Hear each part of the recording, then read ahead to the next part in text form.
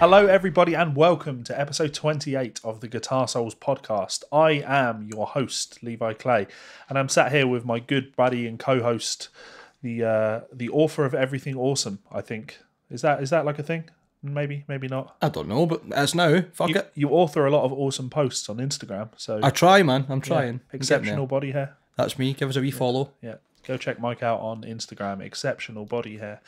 Yes, so we are back again, of course, and we are going to talk about all things guitar. We've got a lot of fun things to talk about today, Mike. Lots of fun in a guitar soul manner. Yeah, we're going to mix things up. We're going to start with these Total Guitar magazines. Yes, we are. Yes, we are. We have a few other cool things to talk about, though. We're going to laugh at some Frank Gambale stuff. We're going to talk about Korn. We're going to talk about Dave Gilmour selling a bunch of guitars. Ozzy Osbourne being very, very ill. Ozzy Osbourne clinging on to life as he has done for 50 years. Yeah. Jim Dunlop being even more ill. He's won that prize. Yes, you aren't going to top Jim Dunlop on this one, unfortunately. That's sad Not news. today. But yeah, we will come to all of those things. But aside from all of that, how are you, buddy? I'm very well, thank you. How would you, mate? Just come back from a mini tour, right? It was, I'd say a weekend rather than a tour, because anything that it revolves around like 3 dates isn't really a tour. But yeah, thank you. We played in Dumfries on the Friday, then drove to London Luton and flew in the morning, very early in the morning, to Lithuania to play in Vilnius at Infeast, which was fucking great. So much fun. Got to see a lot of good friends. And then we went pretty much straight from the venue to the hostel for a couple of hours sleep. And I do emphasise a couple of hours sleep. And then flew back and then drove back from London. Nice. Because we are idiots. I'm going to... I still called it a tour because you're in another country. So. Yeah, fuck it. Different postcodes, wasn't it? Yeah, exactly. That's. I mean, you went further afield than I did. You know what I did? What did you do? Tell me. I sat here and transcribed some stuff. I know that will take you by surprise. I've been transcribing so much stuff. I've barely been able to do YouTube uploads. So that's mad. Yeah, busy boy. It's been busy, but so then I'm pleasured you could spare me some time, and our loyal fans and watchers and listeners. This is the highlight of my week. Amen, brother. We make time for this. Amen. Anyway, cool. Yeah, so let's take a look at some Total Guitar magazines. So for those unfamiliar with the concept, a few weeks ago, maybe even a couple of months ago now, I managed to secure, just for a charity donation actually, a bunch of Total Guitar magazines from 2003. And I've just seen who's on the cover of that, and this will tie in really nicely. So yeah, from 2003. And we are looking through a bunch of those magazines and looking at how things have changed in the last, 15, 16 years? Yeah, not only the trends and the journalistic stuff, but even the players who are still at the forefront and those who have died away. Yeah, the predictions that were made and how, we had a good laugh about how they thought the Variax, the Line 6 Variax was, the next big thing, and that was going to be huge. Yeah, that wasn't. And last episode, we got to talk about, it was a bit clickbaity, I got to use the word sexism in the title, right? Which certainly drew a lot of views. And a lot of idiot upset people on YouTube. It's really interesting because last week I got accused of being far right and accused of being far left. I mean, they're definitely the same thing. Yeah, from different people. Oh, okay. Yeah, apparently I'm too social justice. That was the accusation. I bought into all of the social justice bullshit. Apparently, I'm sick of hearing you talk about social justice, Levi. It's all you ever go on about. Yeah, but somebody pointed out that using the word sexism in the title was probably quite a clever thing to do because it drew in a lot of views.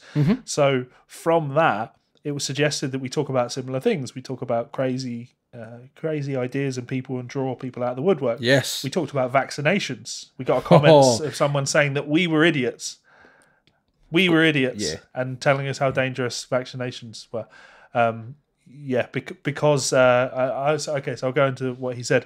Because he didn't vaccinate his children and nothing happened to them, clearly vaccines are bad. Yeah. That's a really, really bad form of logic. It's like saying, I'm a motorcycle enthusiast, I don't wear a helmet, and I've never cracked my head open, therefore helmets are bad for you. That's a really good way to look at it. Yeah. Yeah. Yeah, vaccinate your kids, people. Herd immunity is a good thing. Yeah, exactly. Not wearing a helmet doesn't mean that other people are then less prone or more prone to be ill. Herd immunity is a very, very good thing. Yes. That's it. Vaccinate your fucking kids, to reiterate the point from last week. We're going off on like an absolute mad tangent, but that herd immunity side of things is really, really important because I need to vaccinate my children when I have them, not just because they need to be vaccinated, but because there will be children that for medical reasons can't be vaccinated. And by vaccinating your children, you're helping to protect children that aren't able to be vaccinated. Yep, and we're also keeping all of those illnesses that we managed to eradicate at bay. For example, measles, which seem to have reared its ugly head a comeback. Because of fucking idiots who don't vaccinate. Anyway, you hear the joke about the unvaccinated children? Go on. Never gets old. No. It's quite a short joke. Yeah. Much like their lives. Yes. Don't ruin the joke. I know. Anyway, but based on that vaccinating thing, I thought it would be really funny. And I had planned to do something about this, or I tried to do some research. And as usual, I'm going to ask the readers or listeners, listeners, viewers, to make suggestions.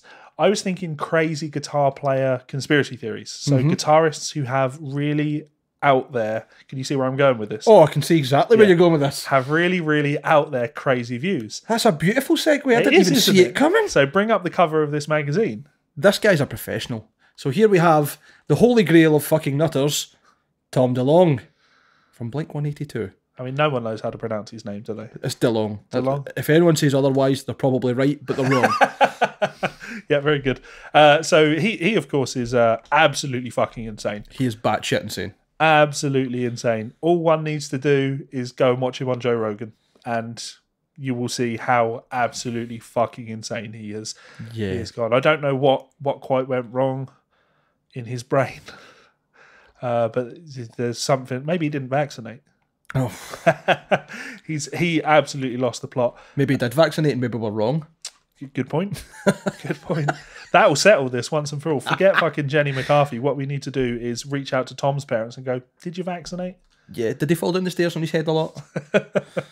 So yeah, he's really into his aliens and stuff like that, which of course nothing inherently wrong with that. But he believes all manner of government conspiracy cover-ups and that he's been dealing with the FBI and... The last artist I remember talking about those kind of things was the guitarist from After the Burial, who was found dead in mysterious circumstances. Forgive me, I don't remember his name. But that was must have been a very harrowing time for him and his friends and his family and his loved ones, because the Facebook post that went up, we've spoken about this before, but anyone who hasn't seen it, go look it up. The things he was saying were insane. Like, not insane, but they were horrendously delusional, but from an outside perspective. I don't want to mar someone who's passed away and be disrespectful of him. But like, so you use vehicles like that as a way to remind people to check your mental health. Yes, and be there for people, and it's not invasive to be there for people in ways they maybe don't want, because sometimes people are so ill they don't know what they want or what they need. Anyway, we're off on a tangent. Yeah. However, Tom DeLonge is a fucking nut job and loves aliens. Yeah, so absolutely go and check him out on Joe Rogan, because that was really funny. But yeah, why did you pick this particular issue? I picked this particular issue, funnily enough, not because Tom DeLonge's an absolute nut job, but because I've read this beautiful little segment that you've highlighted here. Eddie Van Halen. Now, if you look at the picture, for those of you that are watching, you will see that it's Eddie Van Halen and a very crudely cropped in Fred Durst behind him. Is Fred wearing dungarees in that? Probably. Or is that a shadow on him? No, I think that was actually someone standing behind Van Halen and they've just put Fred Durst's face on it. I think that's probably David Lee Roth. You are absolutely right. It's convincing though. See, I've seen this picture many times over the years because I've read these magazines many times, right? And I knew that, of course, this was photoshopped together, but it's only taken me until now to realise it's only Fred's head. I had always just assumed, Fred's in the background, Eddie's in the front. So, I mean, Fred has some strange outfits, but that's maybe a bit much for him. Anyway, the gist of this article is, and this is from November 2003's, I forget the name for it every day. I want to say episode and it's not. Issue. Jesus Christ. I'm sorry, people. I'm an idiot. Pretty much along the lines of, Fred Durst has been known, as anyone who's ever been in Limp Bizkit will know, to make some very strange sentences and claims. And his claim was that Van Halen auditioned for Limp Bizkit after Wes Borland left. And, well, that's all they said. People went mental, started asking questions. Even MTV wouldn't comment on it. The record label had a pretty much a kind of veil of silence over it. And as it turns out, He kind of did. The story is that apparently him and Eddie Van Halen and Fred Durst got talking, and Fred invited Eddie to come along for a jam, and Eddie actually turned up. Now, not quite an audition, because it wasn't like he was going to join the band, but I can see where Fred was coming from. Like, much like us with the clickbait title posts, that's a great way to keep interest up. Yeah, so we assume that maybe they're friends type thing, and Fred has said you should just come down for a jam. Yeah, pretty much. I think that's along the lines of that being the case. Obviously, Van Halen at the time was kind of laying low. That's round about when he had his throat cancer issues. Yep. So don't know if that was maybe something that they had spoken at awards or I don't know, at events, or maybe they were close before that. I don't know. The thing is, like, in order to audition for something, you have to want the gig. Yeah. Right? So it can be painted as an audition all you like, right? But if he was offered that gig, he's not taking that gig, is he? He's just not taking that gig. Let's go even a step further than that. What band would ever think they need to audition Eddie Van Halen? Yeah. Who would have the gall, the sheer brass neck to say, Eddie, we know you're good, but are you right for the band? Come on.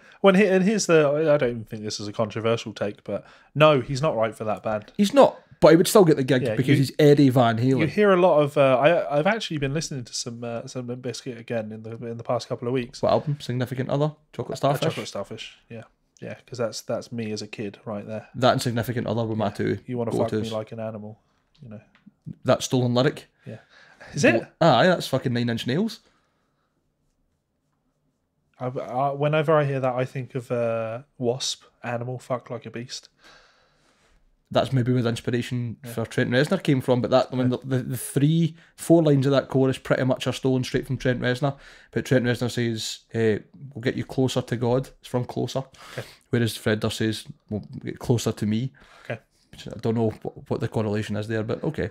Yeah, sorry, Fred, you're not God. Deal with it. You know what, though? From listening to that album again, I just wish I had the ears that I have now back then. Because Wes was a great guitar player, really creative, really cool. Absolutely, and I think it'd be fair to argue that between him and I can't remember the guy's name. Is it Brad from Linkin Park? Those two shaped quite a lot of modern guitar tones, off the bat.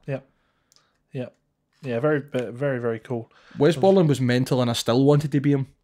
Like, he always looked really freaky and cool. Yeah, super cool. Super cool. But so this was totally around that period where they were struggling with guitar players. They obviously brought in Mike Smith for I think it was the self-titled album. It wasn't very good. I'd Eat You Alive on it as well, didn't it? Was Eat You Alive on that one? I was at Gold Cobra. I don't remember. Anything past fucking Significant Other I didn't listen to. Okay. And then this is saying that the album after that was Results May Vary. And I don't remember even listening to that, so fucking listeners may vary. It's I've noticed that underneath this we also have a good old Billy Corgan. A Billy Corgan story. Swan song. The Madman. Billy Corgan, the Madman. Speaking of madmen, he definitely fits in there right away. What was that, like 3 episodes ago we were talking about Billy Corgan? We're going to talk about Billy Corgan into eternity, man. The guy's insane. Somebody, Chris Smart, who's a fan of the show, he tweeted at me actually a Billy Corgan story just yesterday. So let me bring that up. Oh yes, yeah, right there. Yeah. Guitar World. Billy Corgan has recovered his prized Strat. He's been reunited with a stolen Gish era Stratocaster. 27 years ago. Yeah. That was stolen when I was 2 years old, and he got it back. Yeah. What the fuck? And Chris came with the glorious tweet of, "I hope it's the right colour paint on it." He's going to go back and be like, "Oh, they've rubbed the clear coat a little bit. It doesn't sound the same anymore." Yeah, exactly. Have a wee hussy fit. Right, blast through that magazine. Show me some more. What else is in there? I mean, I know there's an incredible review in there that somebody actually asked about on the in the comments last time. So I'm looking forward to talking about that. Well, it's not that. It's the pop quiz. The pop quizzes are interesting, but I think they're more a bonus feature. Sorry, let's have a look. Is this the one here? No. It's this one. Sorry, even better. Oh, baby. So that's right. Shit, you're right. Someone was asking us about the BC Rich Speed Loader trem. And I think it might have been Peter Wall. I think if it was you, Peter, thanks for the content. Thanks very much for the question. And yes. Yeah, I knew I was absolutely going to cover that BC Rich speed loader trim. I remember seeing that. That's just because you love BC Riches. You have an absolute hard-on for that era BC Rich. I have a BC Rich upstairs. I know you do. Yeah, I should really bring that down and hang it on the wall for an episode of Guitar Souls. Yeah. Because as people that are watching will notice, I have a different guitar hanging on the wall behind me right now. I've got my Paisley Telly out. So, which could have been my Paisley Telly, but we'll leave that story for another day. Oh, yeah, I remember now. Yeah. Yeah, you don't sleep on things like that, Mike. No, you don't. I didn't get a chance to sleep on it. For the record, the story was I saw this beautiful, beautiful specimen of a Paisley Telecaster when I was obsessed with the idea of having a Paisley guitar on eBay, and sent it to Levi going, how gorgeous is that guitar? And he sent me back a screenshot of, you've just bought this guitar. Like, you bad bastard. I mean, let's be realistic though. It was always going to be mine anyway. Because even if you bought it, you sell every guitar that you've ever had, apart from your Ormsby's. So, what does that say about them? Would have ended up in my collection. Probably. I would have got an even better deal if I'd let you buy it. Damn it! See, you know what I mean? That was a really cheap guitar, though. That like £300, £400. Exactly, and it's all really quality parts. Yeah, I don't know if it is. Really at least the body and neck are absolutely. You get that impression. But yeah, that's the problem with any sort of parts caster, right? There's just no way to know. There's just no way to know. I think the only way you would find out is if you took it to bits and looked in the neck cavity and such. Yeah, but if it's like someone has made the parts, you know, even if they have, see, to try and get like that kind of Paisley, actual Paisley paper, you'd be half the cost of the guitar before you try. Yeah, and for it to be aged like that in the way that and it's very well done, correctly, like that's yellowed nicely. But anyway, onto the BC Rich. So yes, I remember seeing this because this would have been a very, very early example of when I bought this, and I opened that and saw put that headstock up to the screen so people can really see. There's a really good photo of it at the bottom. Actually, it's just what I was thinking. So for those of you who remember the guitar and are watching, you'll know what we're going to talk about, and those of you who haven't, isn't that strange but delightful? Yeah, so the Floyd Rose Speedloader Trem, yes, was a terrible idea. Incredibly terrible. It was innovation that didn't need to happen. Yeah, a tremolo system whereby you had double ball end strings, so it would not require the strings to be locked down. The strings were packaged and sold as double ball ends, and it just slotted in at the trem end and slotted in at the headstock end. Yep, and that was it. And that was it. You slack the strings off. Slack the tremolo down, put it in. You could put the strings on in an unbelievably quick amount of time. But the problem with this as a design is unless it took off and was a big thing, you were in trouble. Yes. In the long run. Now, my friend Mark Thompson, he may be listening. Actually, I've known Mark for. He's a great guy, but for a long time he had one of those Floyd Rose guitars that had a Speedloader Trem on it. That was the ones that had the weird hole in the middle headstock. Yeah, they were cool as shit. Yeah, but of course they had the Speedloader Trem on there, and I remember years ago he was selling that guitar, and he had constantly had to make the point that when he was selling it, that £300 or whatever he was trying to get for it, much less than it should have been, but constantly had to make the point of it comes with 6 or 7 packs of the strings, and essentially when they're gone, they're gone.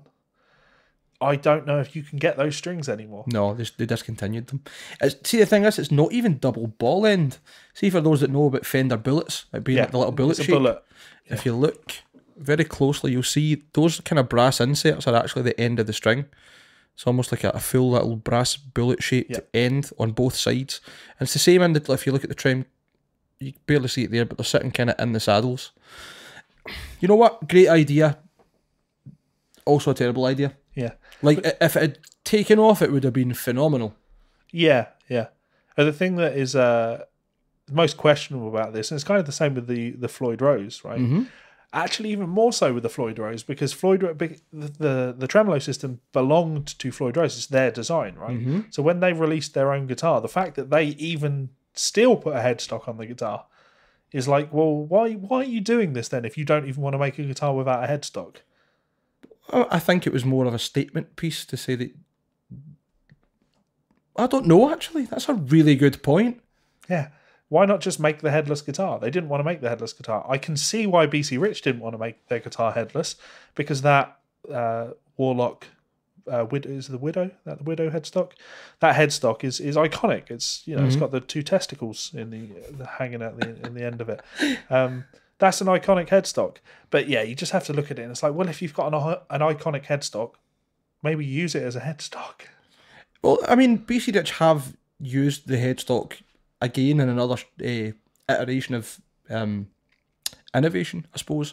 You remember the neck through series that came just after that, where the actual neck joint, where it was set into the body, was the shape of the headstock? No, I don't remember that. No. So where the tenon was at the bottom of the neck, on the back of the guitar, usually you just have a solid piece of wood in and then glued in or set. It was actually cut to be the shape of the headstock, and then the body was cut with that gap. Because that sounds really interesting. Clamp in. It's really cool. It is really, really cool. Don't know how you need to search to find them, but we'll try and bring one up for you guys. Hopefully I'm explaining this well. Essentially, you've got the body has a cutout in the back of it, which is this shape, and then the neck at the bottom has that shape as well, and is slot together, rather than there being like a neck pocket. That would be the bottom of the neck pocket. I don't know how much more solid that made it, or if there was really any benefit, but I remember that being quite a cool thing. Well, it would mean that you'd never pull it out. It would slot in place. I can't really find any pictures. It's a hard one to look for. You might need to put in something about like set neck, I don't know, headstock shape or something along those lines. I'm sure they had them. I'm pretty sure the NJ Deluxe Junior V had it. I'm pretty certain that guitar, that Black V there had one. I'm sure it did. Nah, you're not going to get that on the back of that. You sure? No fucking room. You sure? Click it and look. BC Rich, what was it called? That guitar? NJ Deluxe. NJ Deluxe V, Junior V. Sorry guys, we're getting a bit of dead air here because we're kind of getting a bit too excited with the idea of Levi being taught something that he didn't know. It never happens. Levi knows everything. Smart ass. So, just while Levi's looking. It's a hard one to find. Yeah, it's a bit of a strange one because what did just tell me what Total Guitar said about the about that guitar or the Flight Rose, the Speed Loader. Yeah, I saw they gave it 4 stars. So I can't find any pictures. A Speed Loader trim. Tell me more. What does that entail? Well, the major problem with your traditional Floyd Rose system is changing the strings quickly. Let's see, something snaps, so you undo the clamps at the top of the neck, undo the bridge clamps, and more often than not pierce your thumb, taking the remains of the string off the guitar. I can attest to that. I have nearly lost fingers and eyes taking strings off guitars like that. Sometimes it's just a fucking nightmare. I mean, I didn't need you to read the whole review. I just wanted the summary. Oh. We'll be here all fucking day, Mike. Okay then. There's only a limited amount of time I can spend with you. Trying to co-host a podcast for the nation, for everybody. I say, yep. And this is what I get. This insolence. Yeah. Can I get the staff? What were their fors and against? Yes, so for and against, right? So 4 stars out of 5. For, a great tone, the looks, the ease of changing the strings. Against, the large headstock that looks like it'll snap the first time you try to embed it in an amp. As soon as you started reading that, I knew how it ended. I just remember reading that. Yeah. Why are they not slating every Gibson that's ever been put in the fucking magazine then? And well, also, go back to it a second. Sorry. So, good tones. They said great tones. I mean, it just looks like it's got stock BC Rich pickups. Which it will do, yeah. It's not going to have world class. You can see the BC Rich logo on them there. It just. Again, it's just that magazine thing. Like I just can't understand how, when reviewing this, nobody looked at that and went, unless this. Be very careful about investing in technology like this because you could end up getting stung.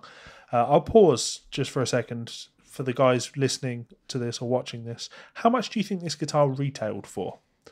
How much do you think this guitar retailed for? I didn't even fucking notice. Yeah. Leave us a little comment and let us know how much you thought that guitar retailed for.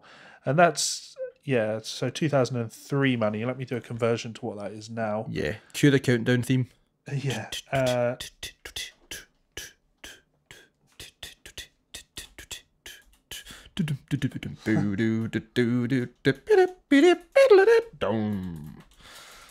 apologise.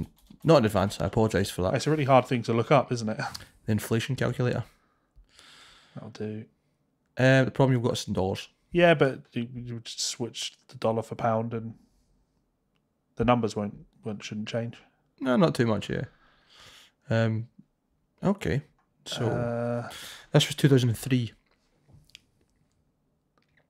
Where can I see 2008? Oh, it goes 2003. Like 28. Where are you going?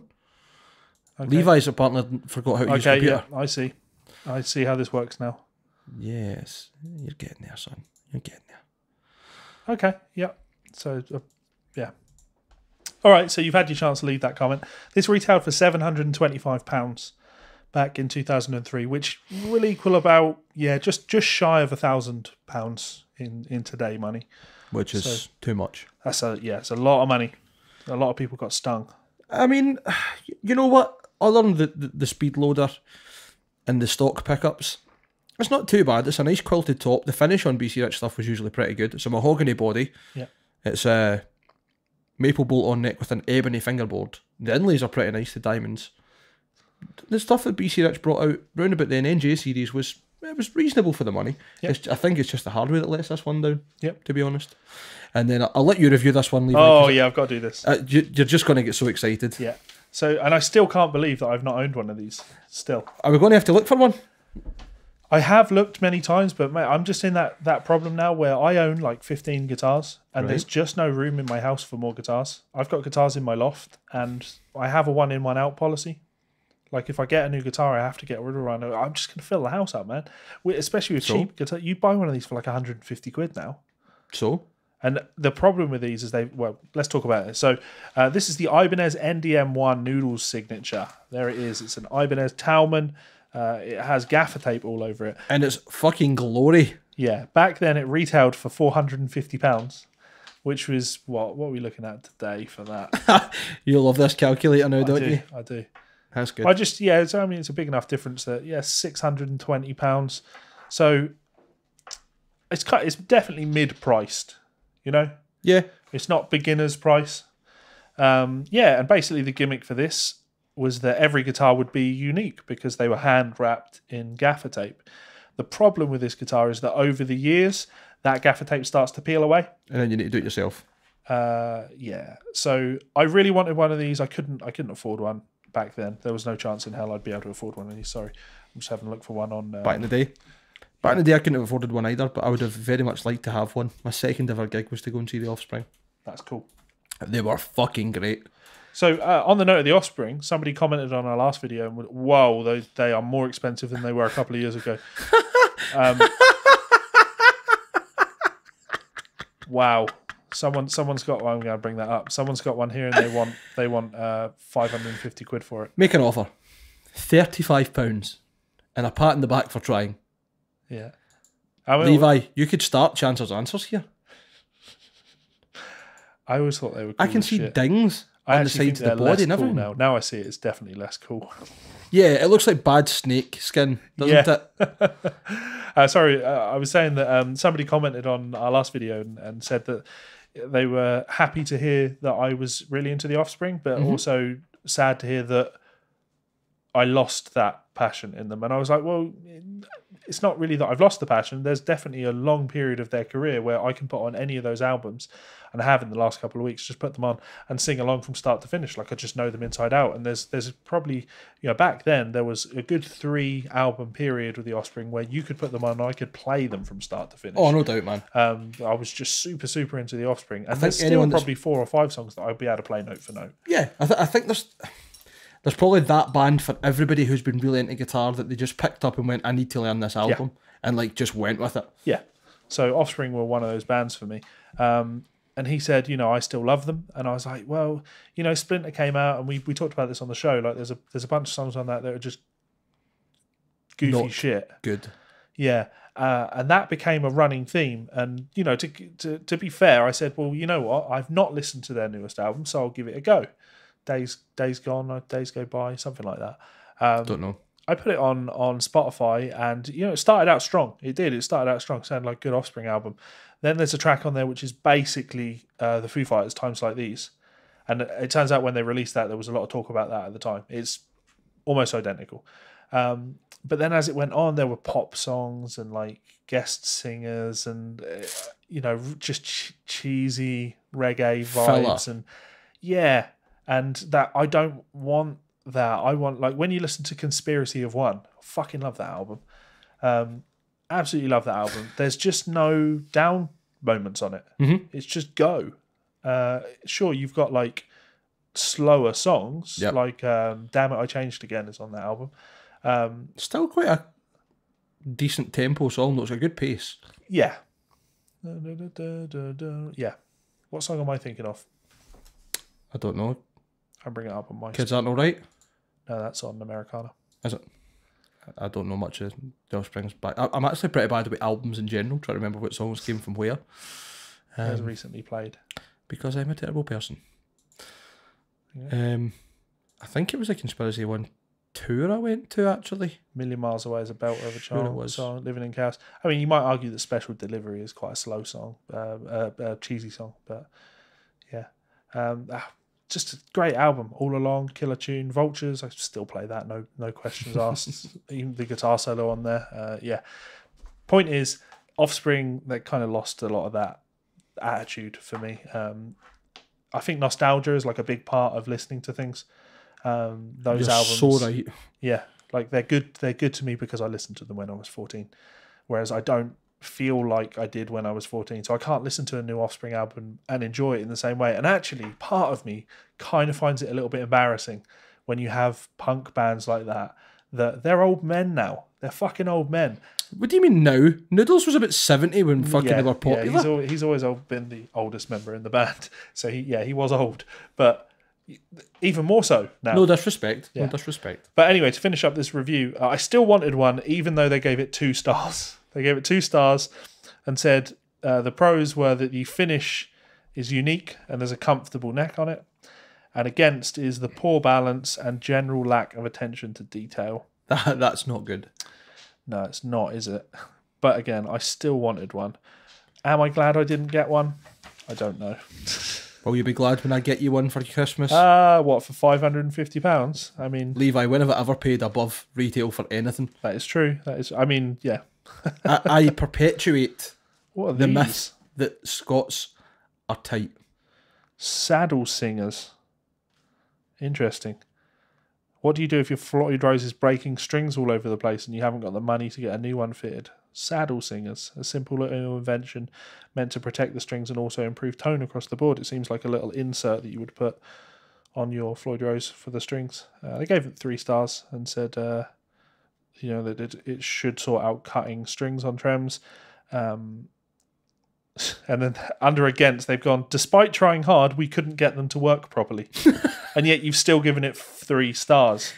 Because it's a good album. 5 out of 5. Yeah, integrity in magazines is just something that you're just left wanting all the time, aren't you? Just constantly wanting. So that's probably it in this one. I mean, there's Sixth are in here. Yep. An old example of Sixth. Why don't you pull up the other magazine just while I'm having one last blitz through this in case there was anything we missed? Have you lost it? No. Okay, they've reviewed Sixth's The Trees Are Dead. The Trees Are Dead and Drying Out. Gave it 5 stars. That's the fucking right number for that one. Yeah. What a fucking album. And said because it's the most insanely ambitious metal album you'll hear. They've also given Nickelback's The Long Road 4 stars. Oh, okay. It's not Nickelback's best album. I see Kinesis in here and The Distillers, Coral Fang, Machine Head, Through the Ashes of Empires. They gave that 5 stars. To be fair, man, that's a good album.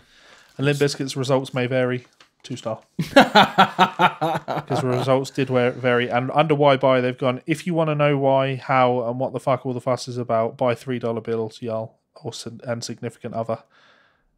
Significant Others. Anyway, we always said that Wes was the talented one. That's brutal. As a guitar mag, I expect him to probably go behind the guitarist, to be fair. Yes, yeah. That is true. Cool. So, bin this one off. Oh, what's this article? Issue 2, which is January 2005, arguably a bit later than the rest. We have Slipknot and Slayer on the cover, but we're not really talking about them. What we're going to talk about is the 50 best guitar albums of 2004. So I'll let you read them off. Yep, and you are more than welcome to vote thumbs up, thumbs down, or... And I'll give you my thoughts on them. Yes, please. If there's anything positive. So, number 50, Jimmy Eat World, Futures. Big thumbs down. Really? Yeah. You don't like Jimmy Eat World? No. No? Okay. I'm going thumbs down from the perspective of best guitar albums of the year. Okay. You know what I mean? Yeah. Excuse me, I need to sneeze really badly. Hopefully it goes away because it's quite a sore one. Anyway, sorry. Number 49, The Donnas, Gold Medal. I've not heard it. Well, is that their first album? Sexist. The second album? I love the Donnas. We talked about them in previous episodes. I think it might even have been the last episode. So I feel the need to give it a thumbs up just because it's the Donnas and they were a cool band. Mm-hmm. I've never listened to much of stuff at all. The next one I know the answer. John 5, Vertigo. Love that album. Absolutely love that album. Again, I think we actually spoke about that in the last episode. It's got Zug episode. Island Convict on it, and I mean even Sugarfoot Rag, which is like cheesy instrumental. Yeah. But I think he does well in those. He thrives in that kind of cheesy tongue-in-cheek style because he's still fucking badass. Yeah. He is. Honestly, like Zug Island Convict, if you need an introduction to John 5, like go listen to Zug Island Convict. That was the first John 5 track I heard and learn it. Like, it's a cool tune. That's fair. Number 47, The Datsuns, Out of Sight, Out of Mind. That's a band I've not heard the name of in a very long time. Same. And unlike the Donnas, where like Shake It Off was a Donnas tune, if memory serves me right, I can remember a Donnas song. I can't remember any Datsun songs. I didn't know any other stuff either. So not really stood the test of time there. Yeah. Number 46, what a guitar album. Dragon Force, Sonic Firestorm. I'm going to make fun of my sister-in-law here, so hopefully she never sees this. But my sister-in-law, her favourite band is Dragon Force. All right, cool. When's she going to grow ears? Yeah. Her favourite band is Dragon Force. And when we first met, we talked about music a bit, because obviously it's something that I'm passionate about, funnily enough. You like music? I know. And I just took a list of like bands that she was really into, and she like just Dragon Force kept coming up again. And I think it was the mystical power metal-y vibe, but also, you know what Hayley's like, what my wife's like, therefore you probably can have a guess at what the entire family are like. Like, they're not hugely exposed to music. Like, music's not wasn't a big part of their life growing up. So I'd always just assumed that, well, you just like Dragon Force because you don't know any better. So for Christmas I got her a couple of CDs. I got her some Symphony X, and I got her some Advance. Yeah, I got her Advance's Only Human. I fucking love that album. That's a brilliant power metal album. Yeah, and she said they were cool, but not as cool as Dragon Force. So I don't think that should be on there, but she probably would. That's fair enough. 45, The Black Keys, Rubber Factory. The Black Keys. Again, a band I don't know much of their stuff. Yeah. I wouldn't associate them as a guitar band. It's like associating Mumford and Sons as a guitar band. Yeah. We no disrespect to them, like there's guitars there, but is that the focal point? Well, I mean, Black Keys, Dan Auerbach, Bach. I don't know how to pronounce his name.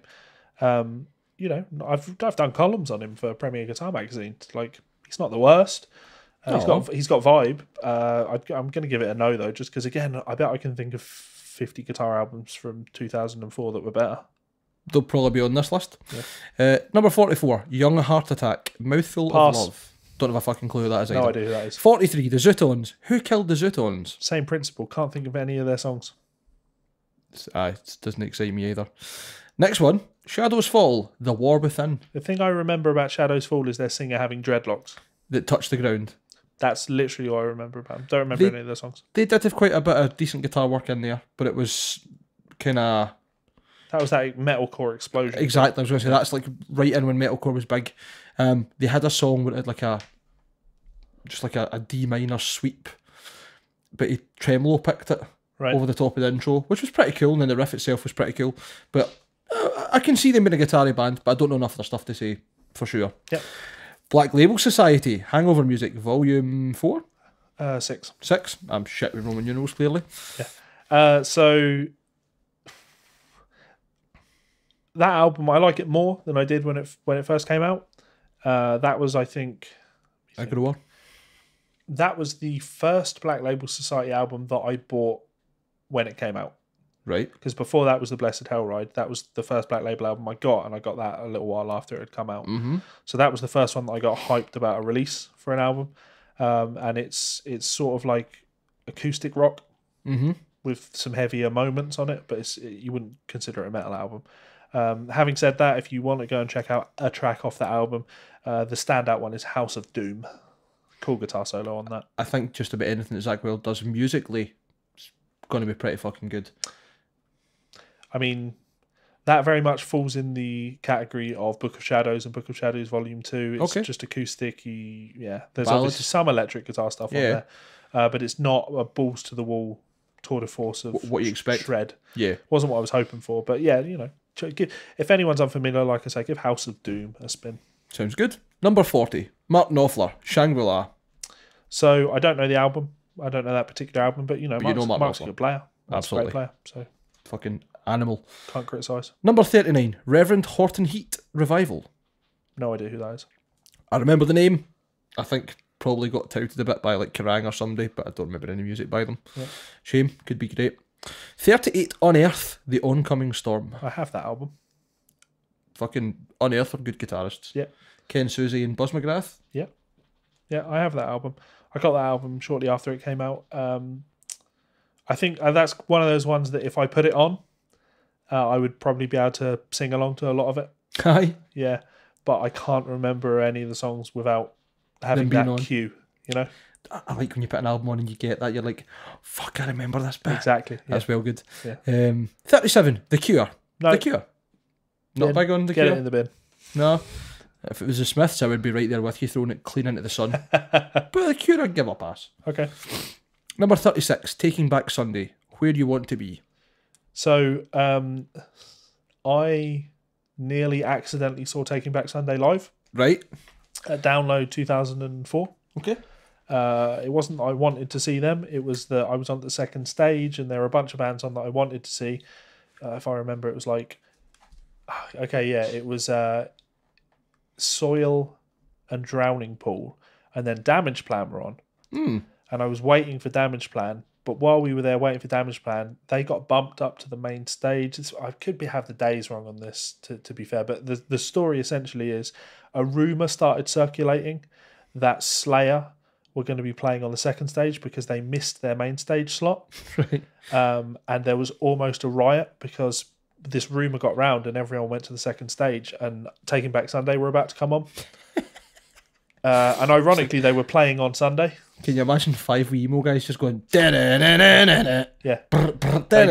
They didn't even get to that stage because their roadies got bottled off stage. While they were trying to do set you up. Remember the fucking people throwing bottles in the crowd and it like getting hit in the head with a bottle full of piss, the cork still on it?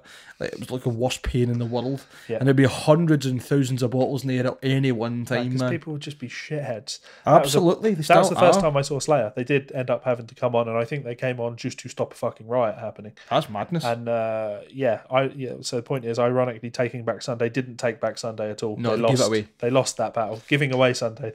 That's probably more accurate. 35, Kings of Leon, Aha, Shake, Heartbreak. No. Really? No. No, okay, fair enough. You're not. I mean, again, it's just the principle of like you've got John 5 placed below that. That's fair. That's a better guitar album. Okay, yep. Oh, well, you need to. I'm trying to remember or keep in mind, the bias that Total Guitar's going to have. Yes. They still need to pedal towards the major record labels and all their partners in that respect, right? Although you're absolutely fucking right. The next one is a travesty. 34, Atreyu, love this album. The Curse. I hated Atreyu. I still fucking hate Atreyu. See that signature guitar that's meant to look as if it's got blood on it? Yeah. Put that and the band straight in the bin. Yeah, I got that album when that came out. I didn't. Is that what's wrong with you? Yeah. That you like Atreyu? Well, let me be clear. I wouldn't say I liked Atreyu. It was when that came out. You had all of these bands like Atreyu and Shadows Fall and Unearth. All the metalcore Trivium were blowing up, and it was just like that metalcore explosion thing. Yeah, but some of the bands were good and some weren't. Yep, but I was just after anything where there might be some cool guitar playing. Okay. And I remember hearing a song that had some sweet picking in it, and I was like, cool, I'll check that record out. Maybe there'll be some cool stuff on it. And when did you realise you were wrong? Almost immediately. Again, like, I know 2 songs off of that album, really, and those would be the singles. Right. Then I got the best of a little while later, and that had some stuff from like the 3rd or 4th album that was heavier and I thought was cooler, but yeah.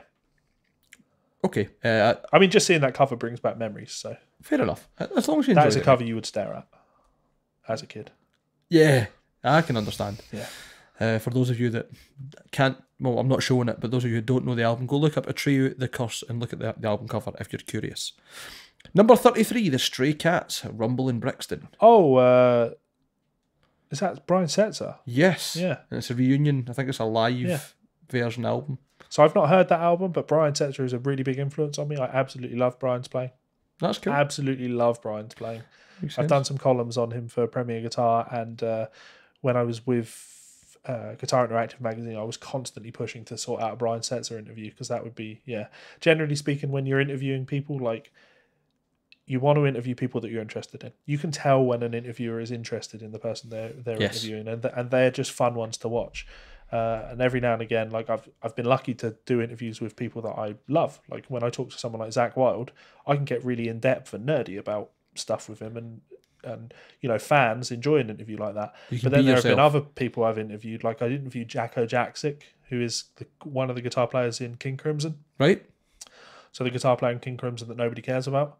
And I'm not a King Crimson fan. And he was a nice guy, and like we had a nice time before the interview, and we got on great, and it was cool. But still, you can kind of tell that there's just not that chemistry. Yeah, that excitement towards the person you're talking to. So yeah, totally I will get that. Will get my seal of approval, even though I've not heard it. Of course. I mean, rockabilly's pretty cool in general, anyway, isn't it? Yes. Even when it's not cool, it's still pretty fucking cool. Yeah. Number 32, Damage Plan, Newfound Power. I mean, it's not a great album. It's not. But it's some Dimebag. We will be talking about Dimebag in future episodes when we pull up those issues of him where he was drunk and throwing guitars at people. Doing 2 interviews. That I didn't think the guitar tone on this album was very good. I think when you listen to that Damage Plan album, it's very much a case of, isn't it a shame that they didn't get a chance to keep developing as a band? No, because it was a new metal band with Dimebag playing guitar. But Vinny was in the band, so... Doesn't make a difference. He was also in Hell Yeah. Yeah. Sorry. I mean, it still deserves to be on that list. Because as far as guitar albums in 2004, that's got Dimebag Darrell playing guitar solos. That's fair. Okay, I absolutely agree with that. 31, Dry Kill Logic, The Dead and Dreaming. No idea. I remember the band, and I do not remember any of their music. So I'm probably going to listen to them at some point. Yeah. Number 30, Interpol, Antics. I should just jump in and say on that last one. Sorry. Isn't that the beauty of Spotify? Oh man, that is, I think, probably the only real benefit of having an unlimited catalogue of music at your fingertips. You're a Google Play Music. Much the same thing. Yeah. Yeah, exactly. I've got Spotify as well, to be fair. Same thing. But I just mean, access to everything. Oh, absolutely. Like, just, cool, there's that album there. Yeah. Because there's no way that if you wanted to hear that, you're going to go out and buy it. But at least this way, you'll be able to check it out, and the band will make a little bit of money. Yeah, totally. Yeah. So, Interpol, Antics, I don't know the album. No idea. I remember Interpol being like I don't even know what channel would have put them on, but them being on like the kind of music video channels and them being quite indie, pop, rock, not for me. Number 29, Sonic Youth, Sonic Nurse. No, not really for me either. I think quite grungy, weren't they? New York grunge, Sonic Youth. Didn't really fuss. I don't know their stuff to say yes or no, so yeah. Number 20, the Eagles of Death Metal, Peace, Love and Death Metal. Yeah. Nothing to do with death metal, and not a good band. Not a fan? No. It's Josh's band, right? Correct, Josh Holm from Quasar. And also Caius. It was in Caius before that, that's right. They were cool. They were much better than the Eagles of Death Metal. I saw Caius live, but they didn't have Josh Holm, so they were called Caius Lives. Okay. Yeah, it was slow. I mean, what I'd say is, like, I don't think I've heard that album, but because Josh is involved, it's the kind of album that I'd go, yeah, I'll give that a spin. See how I feel about it. You should give it a spin, and you won't feel that way. At least I only heard the singles, really. Okay. If the singles are to go by,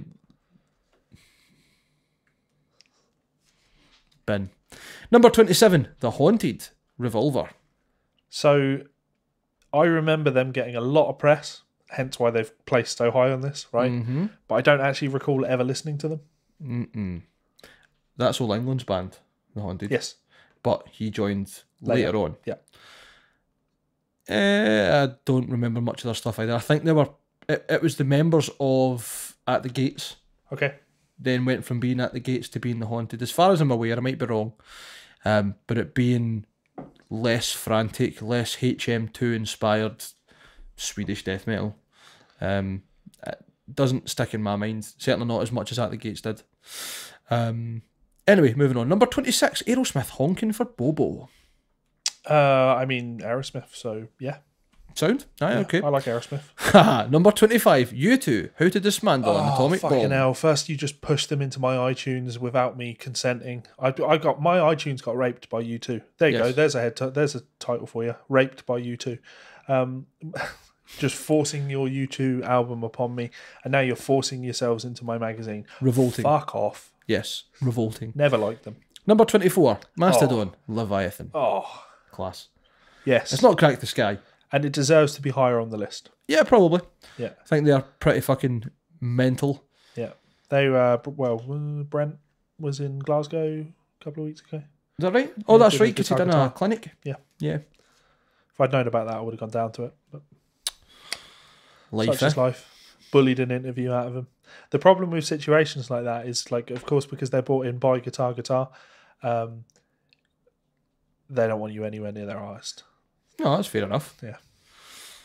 Number 23, Razorlight, Up All Night. Razorlight. What songs did they do? Did a couple. To me, it's the same as like Shadows Fall, not in terms of music, but in terms of I can picture the singer more so than I can remember the music. I can hear the songs, I can't remember the titles of them. But they were a bit like The Strokes. I've just seen number 3. Oh man, they're all for about fucking 10 ons. Just are you having a laugh? 22, The Libertines. No. That's what, Pete Doherty's band? Yes. Yeah. No. No, thank you. No. Infinitely no. Yeah. Put him in the bin. Number 21, Paul Weller, Studio 150. No, thank you. Again, also no. Goodbye. Number 20, Maroon 5, Songs About Jane. Hard yes. Hard yes. I mean, especially when you've got Adam Levine sporting his so Epiphone happy you tattoo. said that. He's just getting constant. That was a Photoshop. Really? Yeah, it's a Photoshop. You can tell it's a Photoshop just from looking at it, but also, a lot of pictures were taken of him on that gig. I'm not going to lie, I didn't look at a lot of pictures of Adam Levine topless, and I certainly didn't study it to go, I wonder if that's a real tattoo. I couldn't avoid it. Like, he's just pictures of him topless have been everywhere. Trying to lick his nipples on the screen. Yeah, I think the direction that band has taken is a tragedy. It's obviously been really, really good for his bank balance. And in turn, I mean, I say that, like, it's been good for his bank balance because more people listen to them, more people enjoy them. But they've always clearly had an ability to write a hit song. Those first 2 albums in particular, Songs About Jane's good, but the one that comes after, it won't be soon before long, or whatever that one's called. That's my favourite Maroon 5 album. That's a smashing album. And yeah, I just think Adam Levine and James Valentine, their guitar player, like they just make a good team. And yeah, I think it's a shame that they've gone down the route that they've gone down. Yeah, but also not a shame because obviously they are laughing at us with a massive bank balance. But it's a shame for me because I would love another version of that second album. Yeah, okay, that's fair enough. So, but is it one of the best guitar albums? No, but the next one placed above it, I would argue, yes, certainly for the year. Number 19, Kill Switch Engage, The End of Heartache. Fuck yes. Yeah, so what's that? The first album with Howard Jones? Yeah. Are you sure? Oh, that's right, because it's Alive or Just Breathing was the album before. You know who's working with Howard now? Div McKinnon? Not McKinnon, David Lopan. Oh, really? Cool. That's cool. Yeah. Right. Yeah. Oh, I was working on some stuff. I'm not sure. Oh. Not sure, but yeah, he's working on some stuff with it. Div was good pals with Fred Durst. Really? Funnily enough. Yeah, Fred Durst flew him out to his house and everything. Oh, wow. Yes. That's cool. Yeah. Sorry, we're just going off topic here and talking about people that no one else knows. That's crazy. Maybe he auditioned for Limp Bizkit. I'm pretty sure he was on one of the albums. Like, doing what? Background vocals and like rapping at some point. Like, I'm serious. Like, okay, that's cool. Yeah, he's good pals with Fred. He might still be. I've got a great story about I know what you're going to say. Xbox Live? Yes. Yeah. Yes. That's where it came from.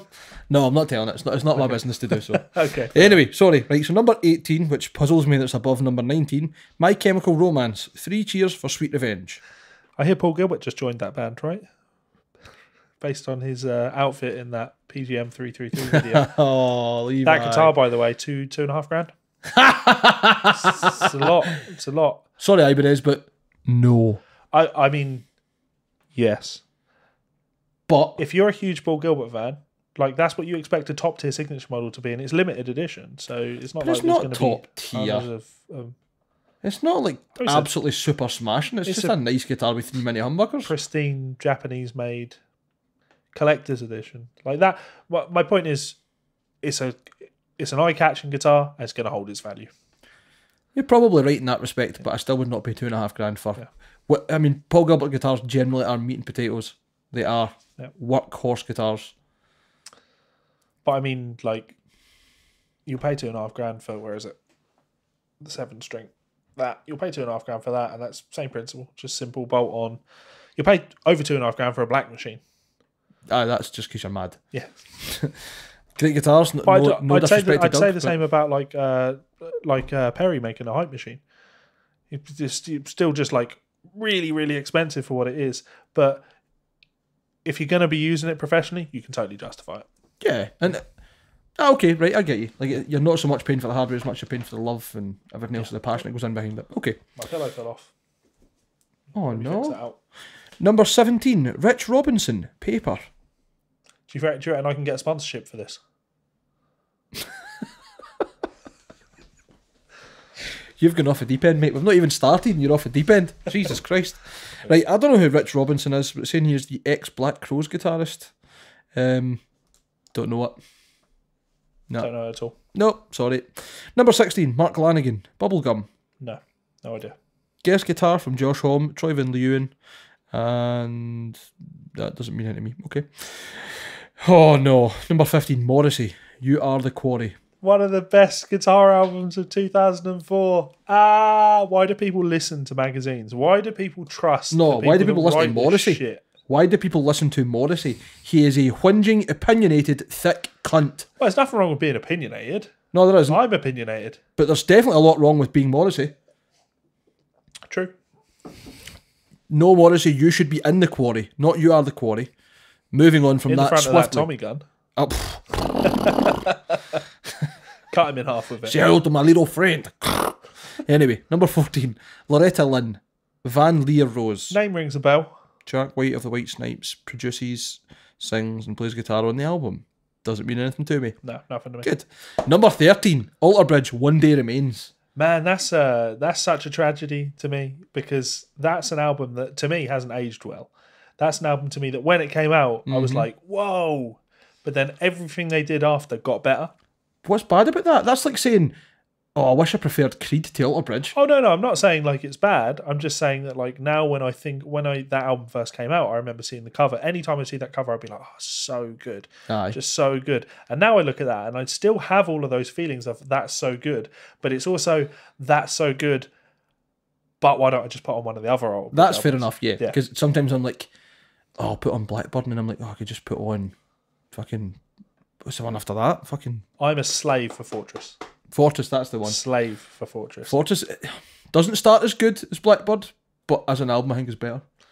Even the Last Hero, which is the one after that, it's a good album. It's just a good album. I really like Alter Bridge. Yeah. I do like Alter Bridge. Need to be fair, man, like when you've got fucking Miles Kennedy and Mark Tremonti working together, it's usually pretty good. Have you heard any of the new Tremonti solo album? I got bits and pieces. And there's a novel to go along with it. I don't like his voice. That's fair enough. It's subjective. I listened to the album the other day. It's pretty good, and as I said, there's a novel that goes along with it about, I think it's basically to do with time and space travel, singularity, or a singularity in terms of mind. Nerd.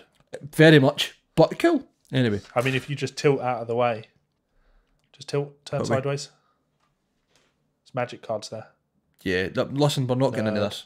We're not getting into this. King of the board games, Levi. Number 12, Goo Medicine. Never heard of him. Not a fucking clue.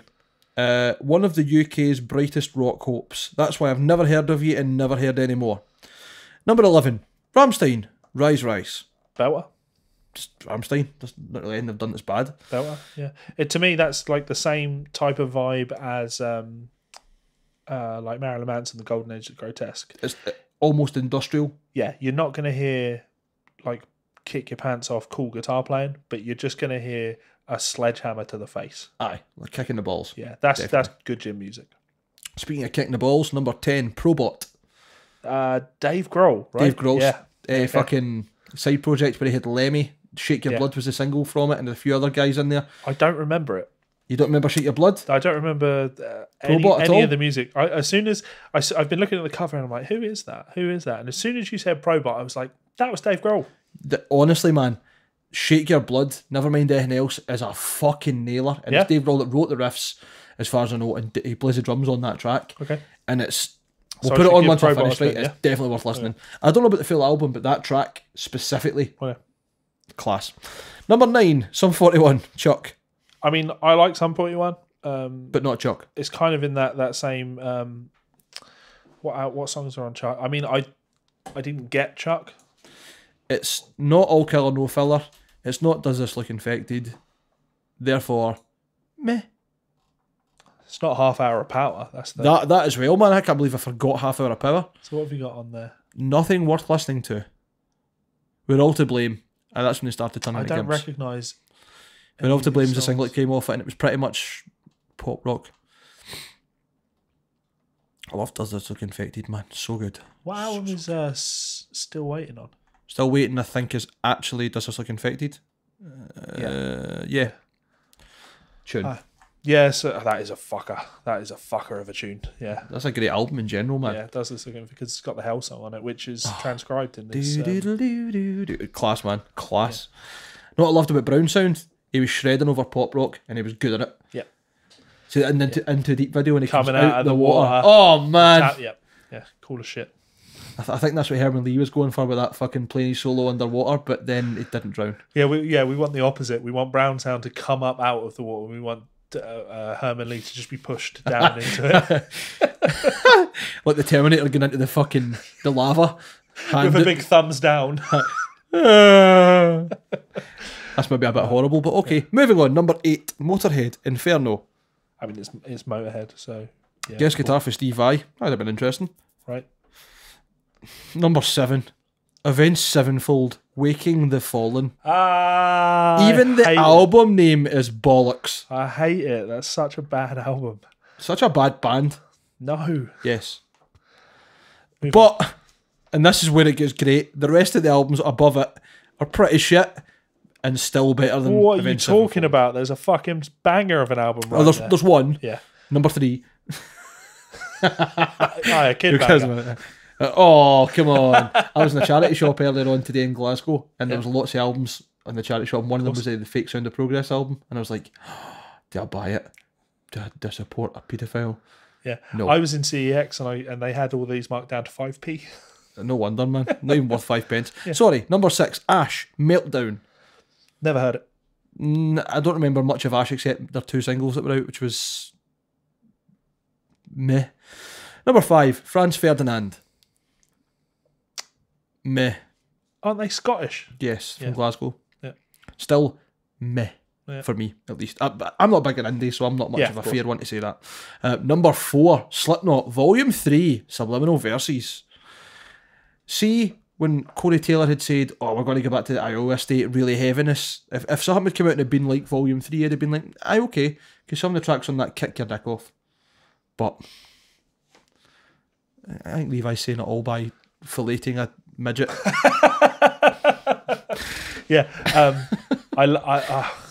It's just Slipknot are one of those bands for me that just can do no wrong. I was going to say can do no wrong, but actually that's not true because I'm not interested in the Grey Chapter.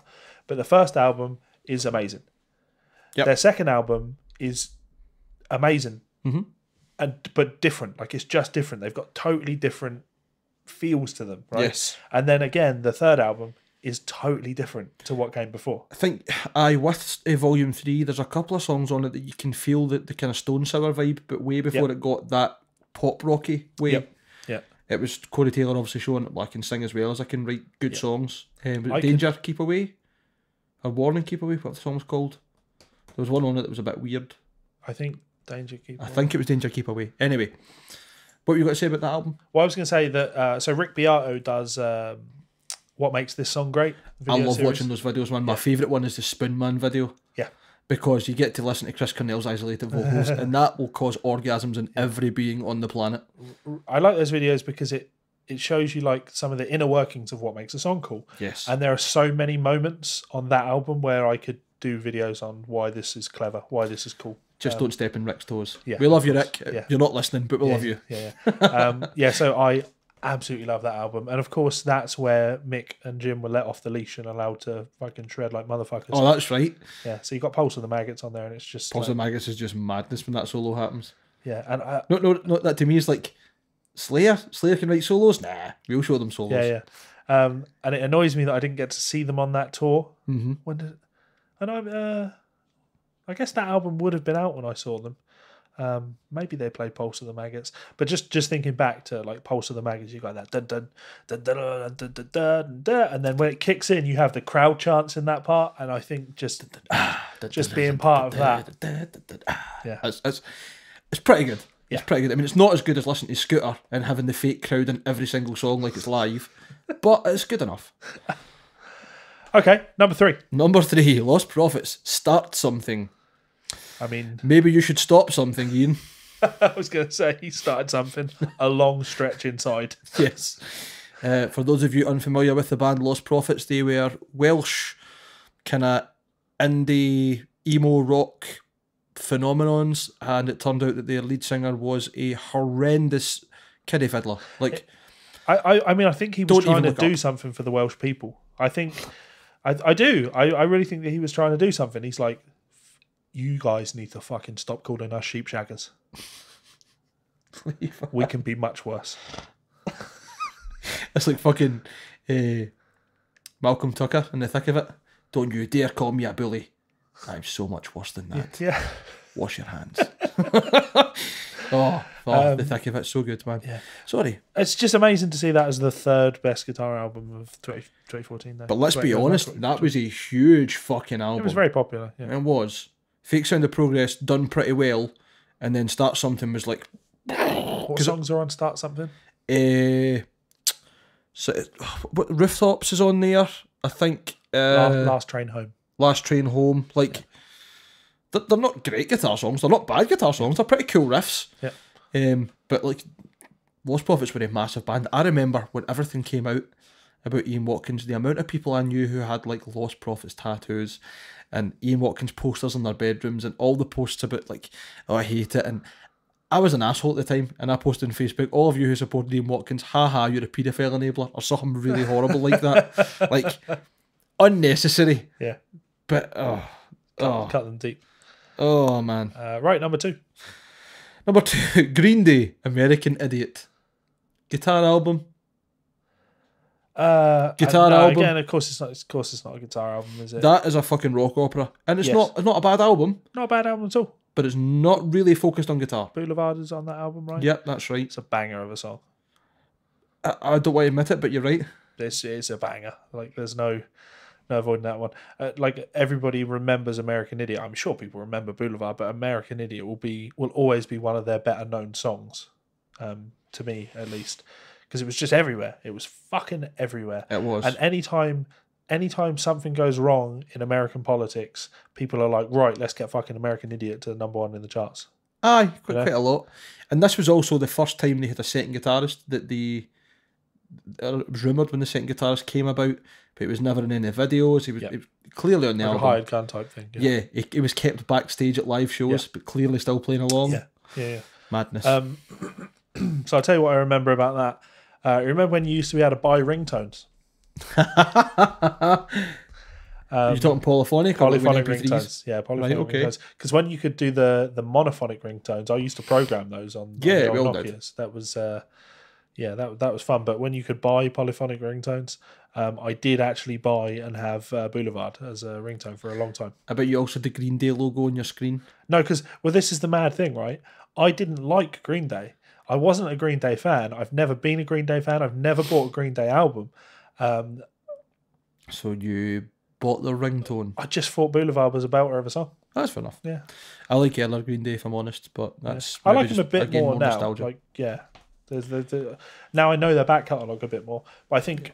Yeah, I think it was purely because American Idiot was so fucking popular. It just made me never ever want to see their stupid fucking name anywhere. Fair enough. And also like Time of Your Life. You know, that was constantly on play on Kerrang. The first song I learnt on a guitar. Okay. To be fair, Wish You Were Here was the second. Right. So I drastically improved within one song. It's just, I think, of course, these songs did get airplay, but like if I heard Brain Stew more than I heard Time of Your Life, then I'd be happier. Yeah, Brain Stew, that's cool. That's a cool riff. There's a lot of good Green Day songs. Anyway, let's move on. Number 1.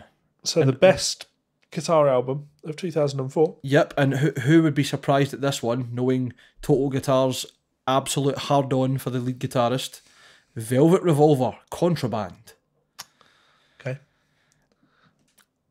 Nah. Can you remember who the other guitar player was?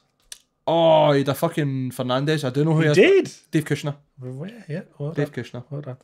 Haha, you thought you'd been a corner there. Well, no, I didn't. I thought that you were gonna dig inside your brain for the answer. Fernandez But remembering the Fernandez, that's a good touch. I remember him looking a bit like an angry Satch, playing a weird Les Paul, and that's why I think it sticks. I bought this the day it came out. Yes. Because I was buzzing for it. Obviously. Because Total Guitar programmed me to be buzzing for it, you know? Absolutely. And as an impressionable young man. Yep. And when you bought that on its week of release, you got a certificate with it for your services to rock and roll for buying Velvet Revolver's first album on its week of release. Let me pull one of those up. I bet I've still got it somewhere. Tell you what, this certificate hereby states that Levi Clay has supported Scott Whalen's drug addiction more than other people. This hereby entitles you to one bump from one of Scott's lines if you ever meet him in a club. There you go. Oh my god. A guy I work with has the silhouette. He's got that tattooed with a skull halfway through it. The silhouette of the woman. With a skull in it, and it's really well done. It's beautiful. I'll ask him to send me a picture so you can see it. It's still a Velvet Revolver. I know. The mad thing about this is look at those silhouettes that they went with, right? Slash isn't wearing a top hat in it. Slash looks like Buckethead in that. How much are they trying to get for this? $5. Yeah. You're on to Richie's, son. Let's have a quick. Let me spin. Have a quick through the rest of it. I just want to see more of it. Yeah, if there's anything else worth mentioning in here. Oh god, Dragon Force. More Dragon Force. Sounds great. Constant Dragon Force. Remember the big push for Faith guitars? Yeah. Faith acoustics. Just Mick Thompson, man. He's so fucking cool. Dan electro pedals though. Did anyone else? Good Charlotte. Please message us. Harder to Breathe is transcribed in it. Did any of you own any Dan electro pedals, and did they work? I've got one. I've still got one. I got the Dan Electro Phaser, which is the pepperoni. Does it work? Yes. It's not very good. So it's not a good pedal at all. And the problem with their pedals is the knobs weren't like, they didn't have pots that stuck out that a knob went over the top of. They were they went Sunk. in. Yeah, like a belly button, if you like. They were pedal belly buttons. And the knobs sort of sat in those. But the problem is they didn't sit in very deep. Nope. So that you pushed them off and they fell off and you'd lose them all the time. So most of those old pedals, no one has the fucking knobs for them. Well, I got it because it was, I think I paid like £15 for it. And I just wanted a phaser for my board. I had two. I don't remember which they were. One was like a Fab Distortion or something. And I think the other one might have been like a phaser or a chorus. And they were both so bad. Yeah. Like you switched them on and your tone changed so dramatically. Yeah. And you had like weird buzz and bleed through. Yeah. Vermilion, there's another weird one. Yeah. Weird pedals. I literally just had it for the sole purpose of saying you had it. Paul Gilbert's Street Lethal, the Racer X Street Lethal. Oh, the School of Shred. Yeah. It's transcribed it wrong, but you know. How can he transcribe his own song wrong? He didn't do the transcriptions. Okay, fair enough. Insider knowledge. Lot to learn. Yeah. So sorry, what were we talking about there? Dan electric pedals. How great they were. It was literally just in Hellcat Molly, and good opportunity to point out that you're wearing a very nice T-shirt there, Mike. I like that Hellcat Molly T-shirt you're wearing. Available at retailers worldwide. Yeah, we had a ballady type thing that we used to play live called Let It Go. Let Her Go. Do you not use a phrase at the start of Never Again as well? Right at the very start, the da-da-dun, and you've got the guitar going. Yeah. See, but we weren't playing that at the time. When we were out poor. playing live. That was like the last song we wrote when we were out playing live. But yeah, I had like a ballady type thing that I used to play, and I used to tour with Hellcat Molly with 2 guitars because I played a lot of stuff in standard tuning, but then there were a couple of songs that I had in DGC FAD. This is nerdy stuff, right? So I had a guitar in DGC FAD. I wrote the songs in drop D, but then because Doug was playing them in drop D, I decided that I'd play them all in DGC FAD so I could play like the AC/DC thing. Like I could play big open chords, like heavy power chords, and Doug could, which is good. It's fill it out a little bit more of a wall of noise. But it got to the point where I was tired of having to cart 2 guitars around with me. Also at the time, my main guitar was my Sir Modern Guthrie Govan signature, and my DGC FAD guitar was an Epiphone Les Paul with EMGs in that I bought for, I don't know, like £300. So when it could have been your BC Rich Warlock. I didn't have that signature. At the time. I didn't have that at the time. Poor. Yeah, so anyway, it got to the point where I was just tired of carting 2 guitars around, so I got a Morpheus drop tune pedal. I remember those. I still have it. Yeah. Not a bad pedal, but for certain things, like if you're playing heavy rock riffs, single note type things, it does the job. When you're using it to take your Sir down a tone to play clean strummed chords, not the worst, passable, but not the best. So I literally picked up that phaser just to kind of bury the sound a little bit, bury the nastiness of the sound, just to hide it. Anyway, so that is Total Guitar Magazine. Let's just blast through these other news stories that are interesting. So we listened to Malmsteen. Malmsteen has a blues album coming out. That's my only reaction. Suns Up, Tops Down. Aye, which is a terrible name. Suns Up, Taps Off. Taps off, tits out. Taps off, tits out. Yeah. Taps off is tops off in Scottish. Yeah. Tits out is breasts out. I like that one. Taps off, tits out. Yeah. So, man, Malmsteen playing the blues. He always gets a lot of shit for playing the blues, and so he fucking deserves it. I don't know why. I really don't know why. Liar. The thing is, like, okay, he does push the boundaries a little bit technically on this particular track. But the point is, whenever he gets shit for playing the blues, it's because, he just plays too fast. He plays too many notes. You know who else played the blues like that? Fucking Gary Moore. No, Gary Moore played with a bit more soul to him.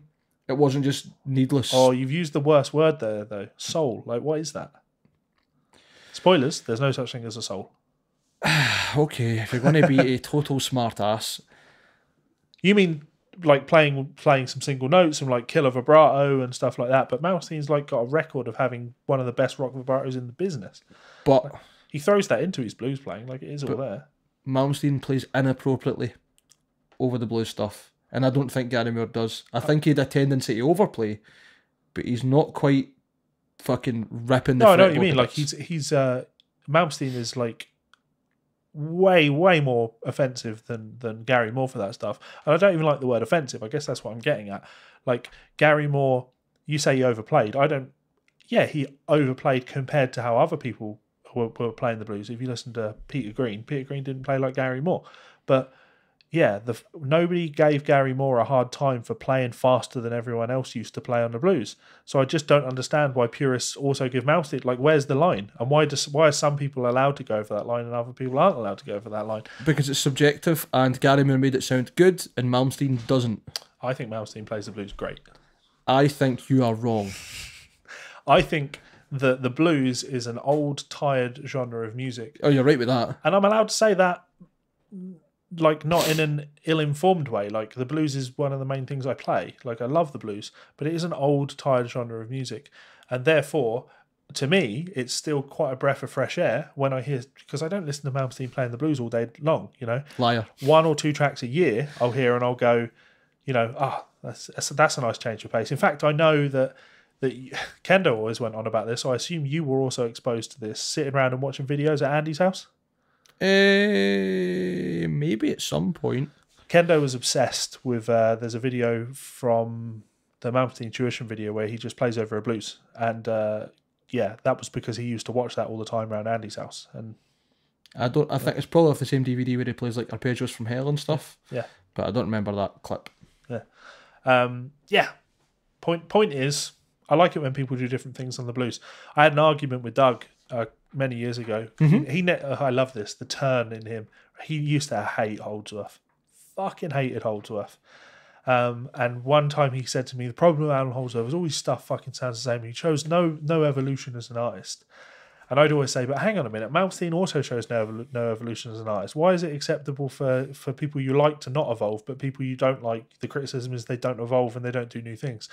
And what he said, I'll never forget it, was the most artistically... what's the word I'm looking for? Like, the most valuable artistic thing that Holdsworth could do in his career now would be to release a blues album, like a proper blues album.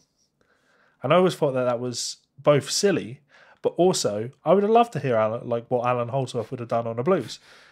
Because, again, it's a tired old genre of music. But it just wouldn't be the blues. Exactly. And that's it. When Malmsteen plays the blues, it's not the blues. It is, though. It's 12 bar with a guy shredding. But, yeah, and Holdsworth would be 12 bars with a guy shredding, just not in any discernible keys. And it would not be any better. But, yeah, I'd love to hear it done. For curiosity's sake only, I agree. But not because there's any merit or value in it. I mean, my love in the blues, I'm transcribing this for my Patreon this month. Let's bring this up. This is as good as it gets for me. Let's get a reaction to this. One of the best in the world.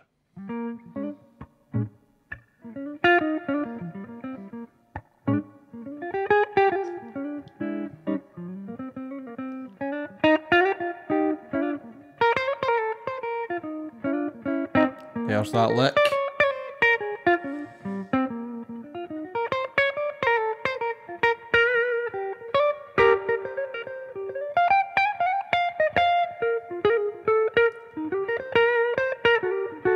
He throws in the most boss substitution now.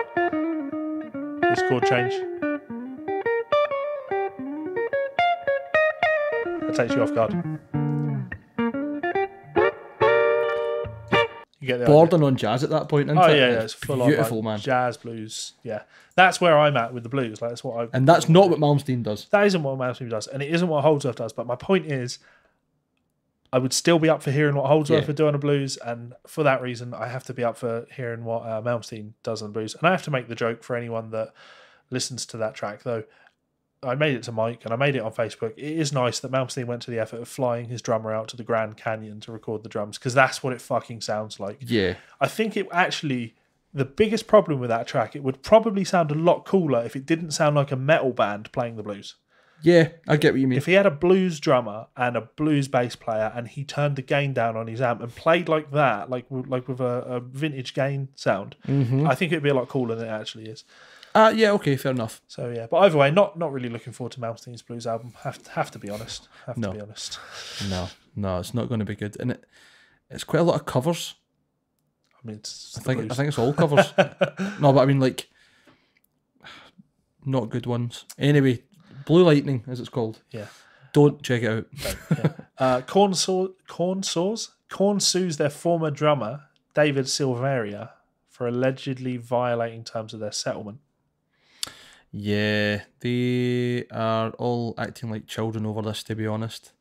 So essentially, the script is when David left/took the band on hiatus, it wasn't permanent, and Korn had decided at the time they just wanted to move on and continue playing. I think that happened about the time that Head left the band. I'm pretty sure that's because Head had left at the time, then they all went on hiatus. But for whatever reason, I'm guessing David was rumoured to be part of that I'm out kind of thing. And they had this big argument of, no, we're on hiatus, I didn't leave the band, I should be entitled to be part of the band, but if you're not going to keep me on, I should at least be able to do this and do that and get the money that I'm due back from you. And they came to some settlement, which was something like, you give up your future royalties, here's your lump sum, Yeah. we'll call it a day. And apparently, allegedly, just to go by the title, David has went to some mechanical rights company and basically asked for his share of what he's due, and that's why Corner upset. How much do you think that's real? The thing with this, there's so many things with this, isn't there? Right? I had to research David because just the way this story is told, media always has a bias, right? Obviously. The story is told in a way to me, to discredit David, to make him look like the bad guy. And he may be, but in the stories, they tend to say that, you know, for some reason, David felt that he was entitled to some sort of share of the band. Well, yes, legally. Yeah, but the way that's written, it implied to me, because I didn't, other than of course the guitarists and I don't even know the bass player's name in Korn, you know, like I just know Monkey and Head and yes, yeah, and Jonathan Davis, yeah. You're not Scottish, by the way. No. Sorry, excuse me. Still plays more bagpipes than we do, though. So that's true. Yeah. But yeah, point is the way it's worded. He doesn't have ginger pubes like me. I got that vibe that he might have been like a Robert Trujillo to Korn, like someone that was brought in later, but now feels he owns a share of the band because he's been with them for a while. But no, like he was their original. Oh, he's like a founding member, as far as I know. It's the guy who's playing him just now, I don't remember his name, forgive me, he's a great drummer. He was the drum tech, and he stood in for him when it all happened. Okay. But yeah, David, he played on all of their hit albums. Yep. So to imply that he somehow felt that he was entitled to a share of or that he had financial interest in the band, there's no question about that. He absolutely fucking did. Yes. He started, it may have been the case, won't have been, but it may have been the case that when they started the band up, they wrote contracts out to say who owned what share in the band, and that for some reason he signed a contract for a band that hadn't even played a gig at the time to say that I own no share of this band, right? Of course that didn't happen. Could have done, but it didn't happen. Nope. So he was an equal member of that band. He owned 1/5 of that band. Yes. The questionable part you have to look at with this is the settlement. How desperate for money is David to take a settlement, take a payout on the rights, you know, selling your shares in the band?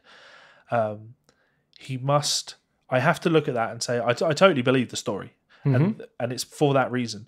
There was a time in his life where he decided that I need money up front, and that's more valuable to me right now than it is to have the money that I'm going to make long term from this, from owning these shares in the band. Do you think that, or do you think he was strong-armed into it, that we can get tied up in this messy legal battle and you'll basically end up with no money, or you can just accept what we're telling you? No, because back when he took that settlement, there was no reason for there to be a legal battle. Like he could have literally just sat at home and decided to not even engage with the band, not respond to them in any way, shape, or form. But he still owns 20% of the royalties. That's obviously a big part of where the issue lay. They felt he wasn't entitled to that because of the hiatus or whatever. They've probably got it in some legal capacity. They can argue he legally wasn't part of the band because he had left the band at that point through whatever omission. But obviously they weren't going to try and make that case, or they wouldn't have actually given him money in a settlement if they thought they could win it in court.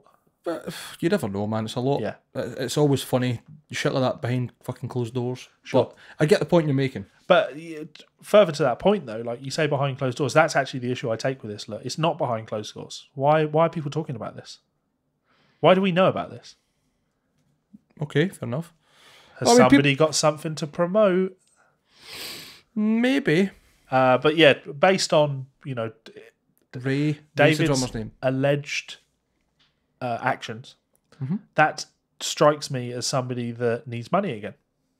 And he's just trying to work out a way of getting some money for himself. Oh, maybe I can get some money from corn. Yeah, I think he did something stupid. I also don't think it's a big deal. I think that there's no... they're going to struggle to sue him for anything because they would need to prove loss of earnings. And all he's actually done is delay how long it takes them to get their earnings. Okay. That would be the way I would look at that. Not that I'm a legal expert or anything, but like from a common sense perspective, it's very difficult to sue some of us for anything unless you can prove loss. And I don't see any loss here. So well, I mean, surely him claiming like royalties for something he's not entitled to because he's already accepted a payment in lieu of that is loss. Because he's not entitled to that money if he's already taken a settlement in lieu of that. Yeah, but the point is he's not actually taken the money. Yeah, because he was alleged. Like, they're not saying it's happened or it hasn't, but he's tried to. Yeah, so there's no actual loss. There's an attempt. So well, does it say that he got any money, or does it just say that he tried it? No, okay, yeah, it says that he tried it. And also it says that they, Korn, contacted him and the payments people and said that this isn't right and told him that you're in violation of our settlement agreement, and that he hasn't acted on that. What? Silveria recently launched a new band called Bias. I think that says it all, doesn't it? Sorry to cut you off there, but yeah, well, you'll be that's exactly it. Like I'm so skeptical about anything like this because it's just I think you're so seasoned regarding it, and because there's a lot of stuff that I'm new to, you can see it way before it happens, and I'm like, no, it can't be like that. Benefit of doubt, etc. And then, nope, it's just that's the truth. Okay, so here's a fun. Here's a fun. I'm glad you've not seen any of this. Okay, want to see a crock of shit? I love crocs of shit. That's why we're the guitar souls, mate. Yeah, so Frank Gambale. Usually not a crack of shit in any way, shape or form. Did Picasso say that? I saw incredible images that I couldn't believe were triggered by my sounds and my shapes from the guitar. It's a marvel to see the slow motion image capturing these beautiful patterns that are unique and are created by exactly what I was playing.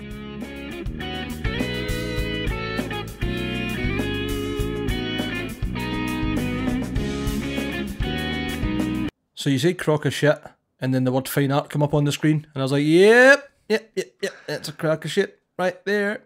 Yeah. Shame too, because Frank Gambale is some fucking incredible guitarist. Frank's a legend. But if we go to actual, Frank Gambale art, no actual prices on any of this stuff. I mean, how do you feel about the idea? The idea of a man wearing light up gloves and people taking pictures of it and then calling it art, I think it's redundant. I hate it more than anything in the world. Like, you're on the homepage and there's a button that says pricing and it says get pricing info. Cool, what's the pricing? Please complete the form below. Yeah. This is a website that was made by someone who learned how to program using free webs. Yeah. Sadly. So if I just look at something like that, like, I just don't know how I feel about it. With a psychedelic feel, the hallucinogenic guitarist is remarkably vibrant. Upon careful review, Gambale's lead performance during creation resulted in an extraordinary assortment of squeals, shapes and trails that will mesmerise viewers upon study. The thing is, right, that you're going to get, not the same, of course, it will be different, but I could just put on a metal backing track and just shred over it for 2 minutes and you're going to get something similar. Yeah. That is just a stramash of lights. Yes. The thing that I would say is that art is a really interesting thing. It really is. I'm not hugely into art. Mm-hmm. But like, I'll always remember being at my pal Manny's house in New York, and he had this painting in the living room, and there's something about it just captivated me, and I could just stare at it and go, I like that. I really like that. Art can do that. You've got he had it well lit. He had some good lights pointing directly at it, which helped to like make it pop a little bit. The Disney painting you've got of Ursula's like that. Yeah. That catches your eye because of the contrast and colours, I think. Yeah. Sorry, Yeah, if I put some lights on those, they'd be even cooler. Mm-hmm. Yeah, so art it can be an extremely personal thing, I think. And yeah, this is that to me. I look at this and like it's not for me, but I can see how some people might look at it and go, "Wow, that's really cool." Yeah, I like that. There's certainly a place for this in someone's collection. My issue is how much. I don't want to know how much, and how much. It'll be a lot. They're not going to be cheap, right? But this is, to me, art that's been created by a computer. So how much time has gone into the making of this? Can you justify $2,000? And I'm sure they'll probably be about $2,000. Total guess, of course, but knowing the world, I'm sure there'll be about $2,000. There are 30 copies of this that have been made. They've been made up. So it's not like a hand-painted, one of a kind, like here you go. It's digital art. Yep. Which is yeah. And the way they're selling it to avoid that is saying that it's hand signed individually by Frank and seen for, and it's got a certificate of authenticity. Yeah. But yeah, at the core of it, yep, it's a picture. It's digital art.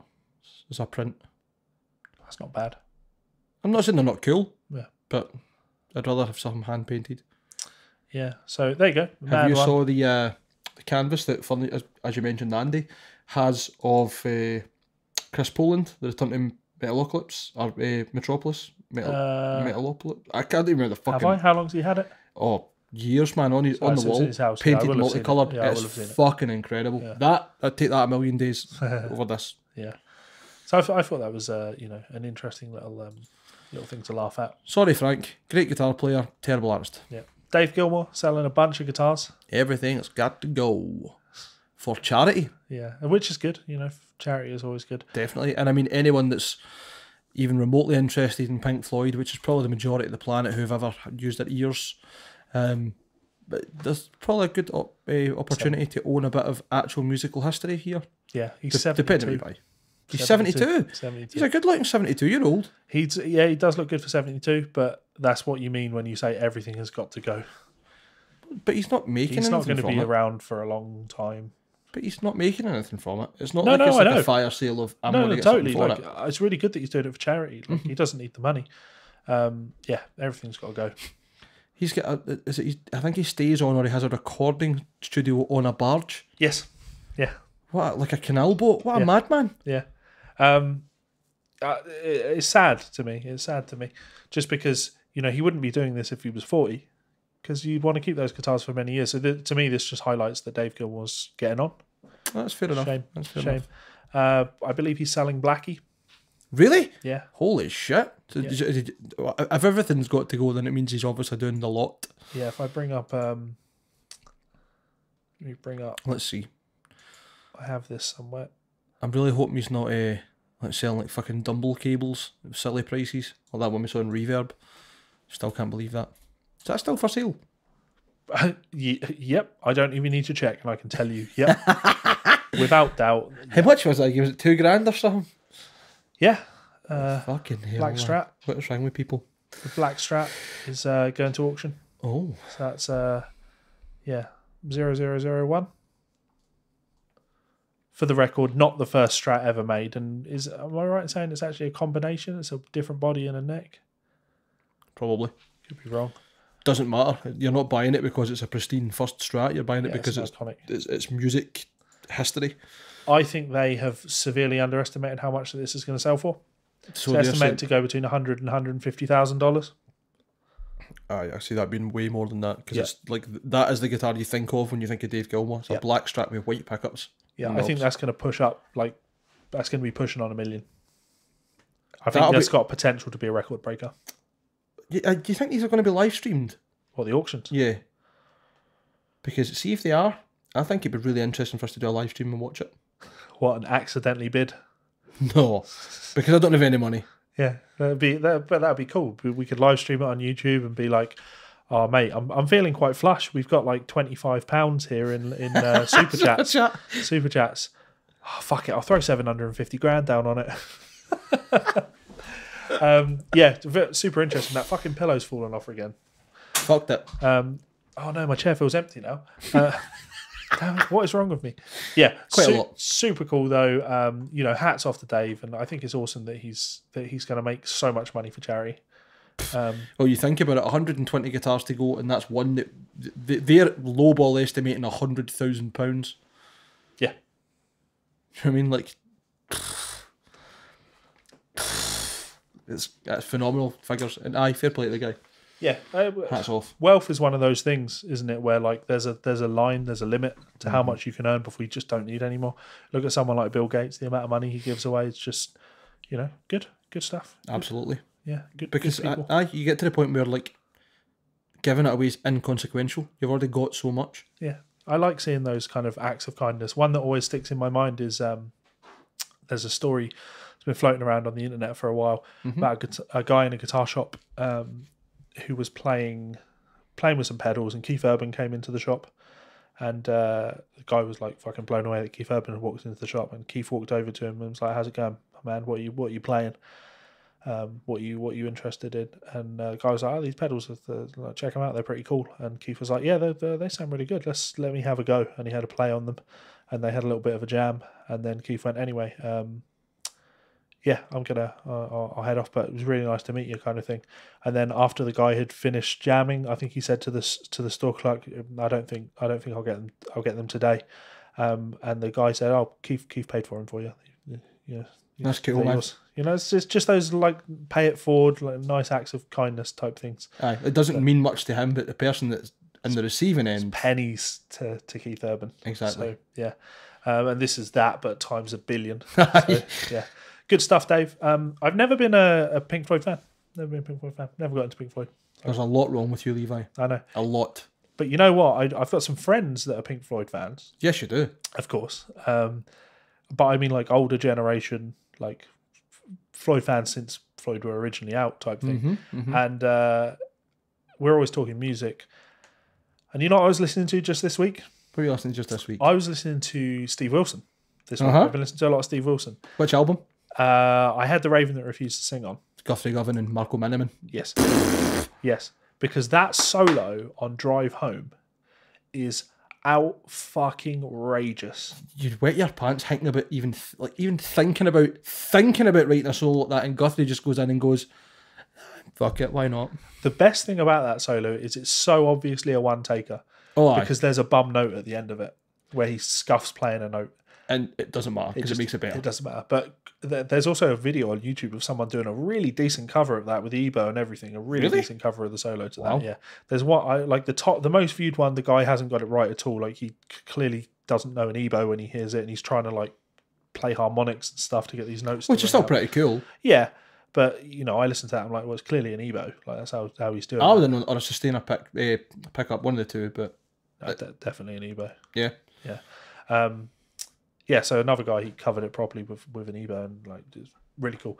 Anyway, I sent that out to a couple of people and was like, I know how much you love Floyd, but mate, just give this a spin. The problem, I say this to my wife often, is the problem with Steve Wilson, she hates him, absolutely hates him. All his music's depressing, apparently. She's kind of right, but the problem with him, he's like Pink Floyd in the sense that he's an artist in the truest sense of the word, and after you've seen the videos to like Drive Home or The Raven Refused to Sing or any of his songs that he's put the time into making good videos for, he's got a video game as well based on inspired by his music videos as a Steve Wilson type video game. I forget what it's called, but that's interesting. Yeah, once you've seen those songs with the videos, they are completely empty without the video. Like when I listen to The Raven That Refused to Sing in the car, I just want to stop and just watch the videos. And I put the Drive Home video on and the Raven That Refused to Sing video on. And mate, you get to the end of those, and if you're not sobbing, you are dead inside. Dead inside.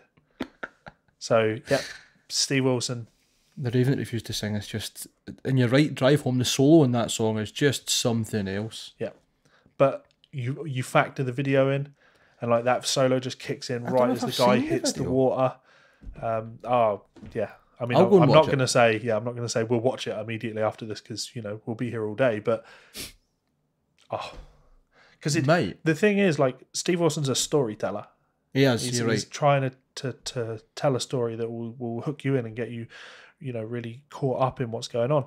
And when you've got video to accompany the picture, you just get the story so much more effectively. So, yeah, absolutely genius. The modern Pink Floyd, to me, at least. Stephen Wilson, you're a top cunt. Yes, big fan. You listened to much Porcupine Tree? I listened to Fear of a Blank Planet. Fear of a Blank Planet, great. Yeah. Especially to that. Anesthetize, the song with the piano and the weird drum beat. I mean, yeah, so it's Gavin Harrison on drums. Is that right? Yeah. Yes. Yeah. Who plays in Porcupine Tree? Not Porcupine Tree, fucking Pineapple Thief at the moment with George Marios. Oh, okay. Yeah. Very cool. Very cool. Yeah, very cool. Lucky bastard. Yeah. Playing me fucking Gav Harrison. George is a great player. He's a really good player. He's fucking phenomenal. Yeah, I've stolen a lot from George. Yeah. Really nice dude as well. Really nice dude. One of the nicest. Yeah, he's crazy. I love George. I think he enjoyed Wishaw as well. I'm surprised he didn't move here too. Yeah, well, evidently not as crazy as me. No, different planet. Yeah, I remember Fear of a Blank Planet. Yes. Yeah. I didn't listen to it a whole lot when it came out because it was a bit proggy for me. It is. It's hard to listen to. I'm not going to lie. But I think now if I were to go back and listen to that, I'd thoroughly enjoy it. What's the one after that? Is it The Incident it's called? And it starts off with a really long intro and the guitar's just like bam, ringing out forever. It's an album I won't have heard in 15 years. Sure. Occam's Razor's the first song on it. Though mine last week I mentioned the band Intronaut to you. Yes. Yeah. So I had that album on in the gym last night. Fucking excellent. I heard that was really like. I had sort of mentioned about them the other day, and I don't remember what it was. Sorry, I don't know why I mentioned that because it's not any relevance or pertinence. But not sure. Anyway, what's it called? I'm going to give it a recommendation. It's not really an album club suggestion, but for anyone watching.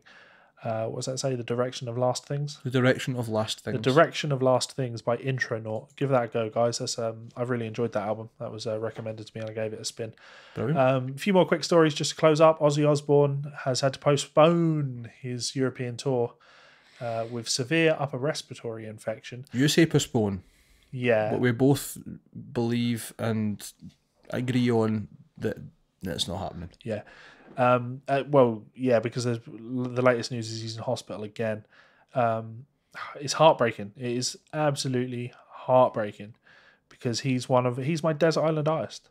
If I'm stuck on a desert island and I can only take one artist with me, give me Ozzy Osbourne. So I don't even need Sabbath. Just give me Ozzy solo albums. I say that, I mean that might have changed now, but for years and years and years, that was easily my answer. Like I've always been really, really drawn to Ozzy's music. So he's one of my all-time heroes. I got to see him at Download. And that's the first time that I've seen him. I saw him. I saw footage of him from before, and he was a mess. But he was really on form at Download. I was really surprised by that. Yeah, when I saw him at Hellfest, I was much the same. Didn't expect much. He wasn't well. He said that for point one. He went off stage a few times, but he still fucking went for it. Yeah. How old is he now? Ozzy must be 70s as well. 77 maybe. Doesn't even list his age. Oh, he's 70. Okay. 70, aye. Yeah. But he's had a much harder life than Dave Gilmour. Yes. I wouldn't even say he's done more drugs, because I don't imagine Dave Gilmour was very easy on himself with acid and such when he was younger. But I reckon there was probably a point where he calmed it, and I reckon Dave Gilmour was probably just an acid guy. Maybe. Whereas I think, I know Ozzy has filled himself with every substance that you can get your hands on. Yeah, when they were recording Black Sabbath albums, they used to bring the coke in Persil boxes. That's which is soap, washing up powder / detergent for anyone who doesn't know what Persil is. Yeah. Oh, just you can imagine a box of that just full of cocaine. Absolutely love him. Like he's just a hero. So yeah, it's tragic to hear that he's not well. Yeah. And yeah, my gut tells me that these shows will probably never happen because speedy recovery. I am going to be devastated when Ozzy dies. Like actually devastated. Don't even say that. I really will be. Having said that, you know, I also didn't buy tickets to go and see him. We've got some friends that have all got tickets for that Glasgow show that are disappointed. I think that was today that show was supposed to be, or if not yesterday. Yeah, last night. Yeah, a bit annoyed that didn't happen. I wasn't, because I'd planned to go, and then the tickets went on sale. And I was like, I'm not paying that. Just not paying that. Yeah. It's not even to do with like can't afford to pay that. It's like just can't justify that. It's just unreasonable. Like, as I'm always wearing wrestling shirts in these. Like, people know that I'm into wrestling. I 90 quid or something for an Aussie ticket or something like that. I don't remember what it was. I know that long-time listener Andy Torrance. Hi, Andy. And the dude had tickets, and I know Andy was more than heartbroken about it. Yeah, and I don't blame him. But I mean, ICW just announced the King of Honors tournament. It's 2 nights. I'm going to go down on a Sunday night and a Monday night. Ringside seats, 2 nights, 40 quid. Like, they're also not Ozzy Osbourne. They aren't Ozzy Osbourne. They aren't Ozzy Osbourne at all.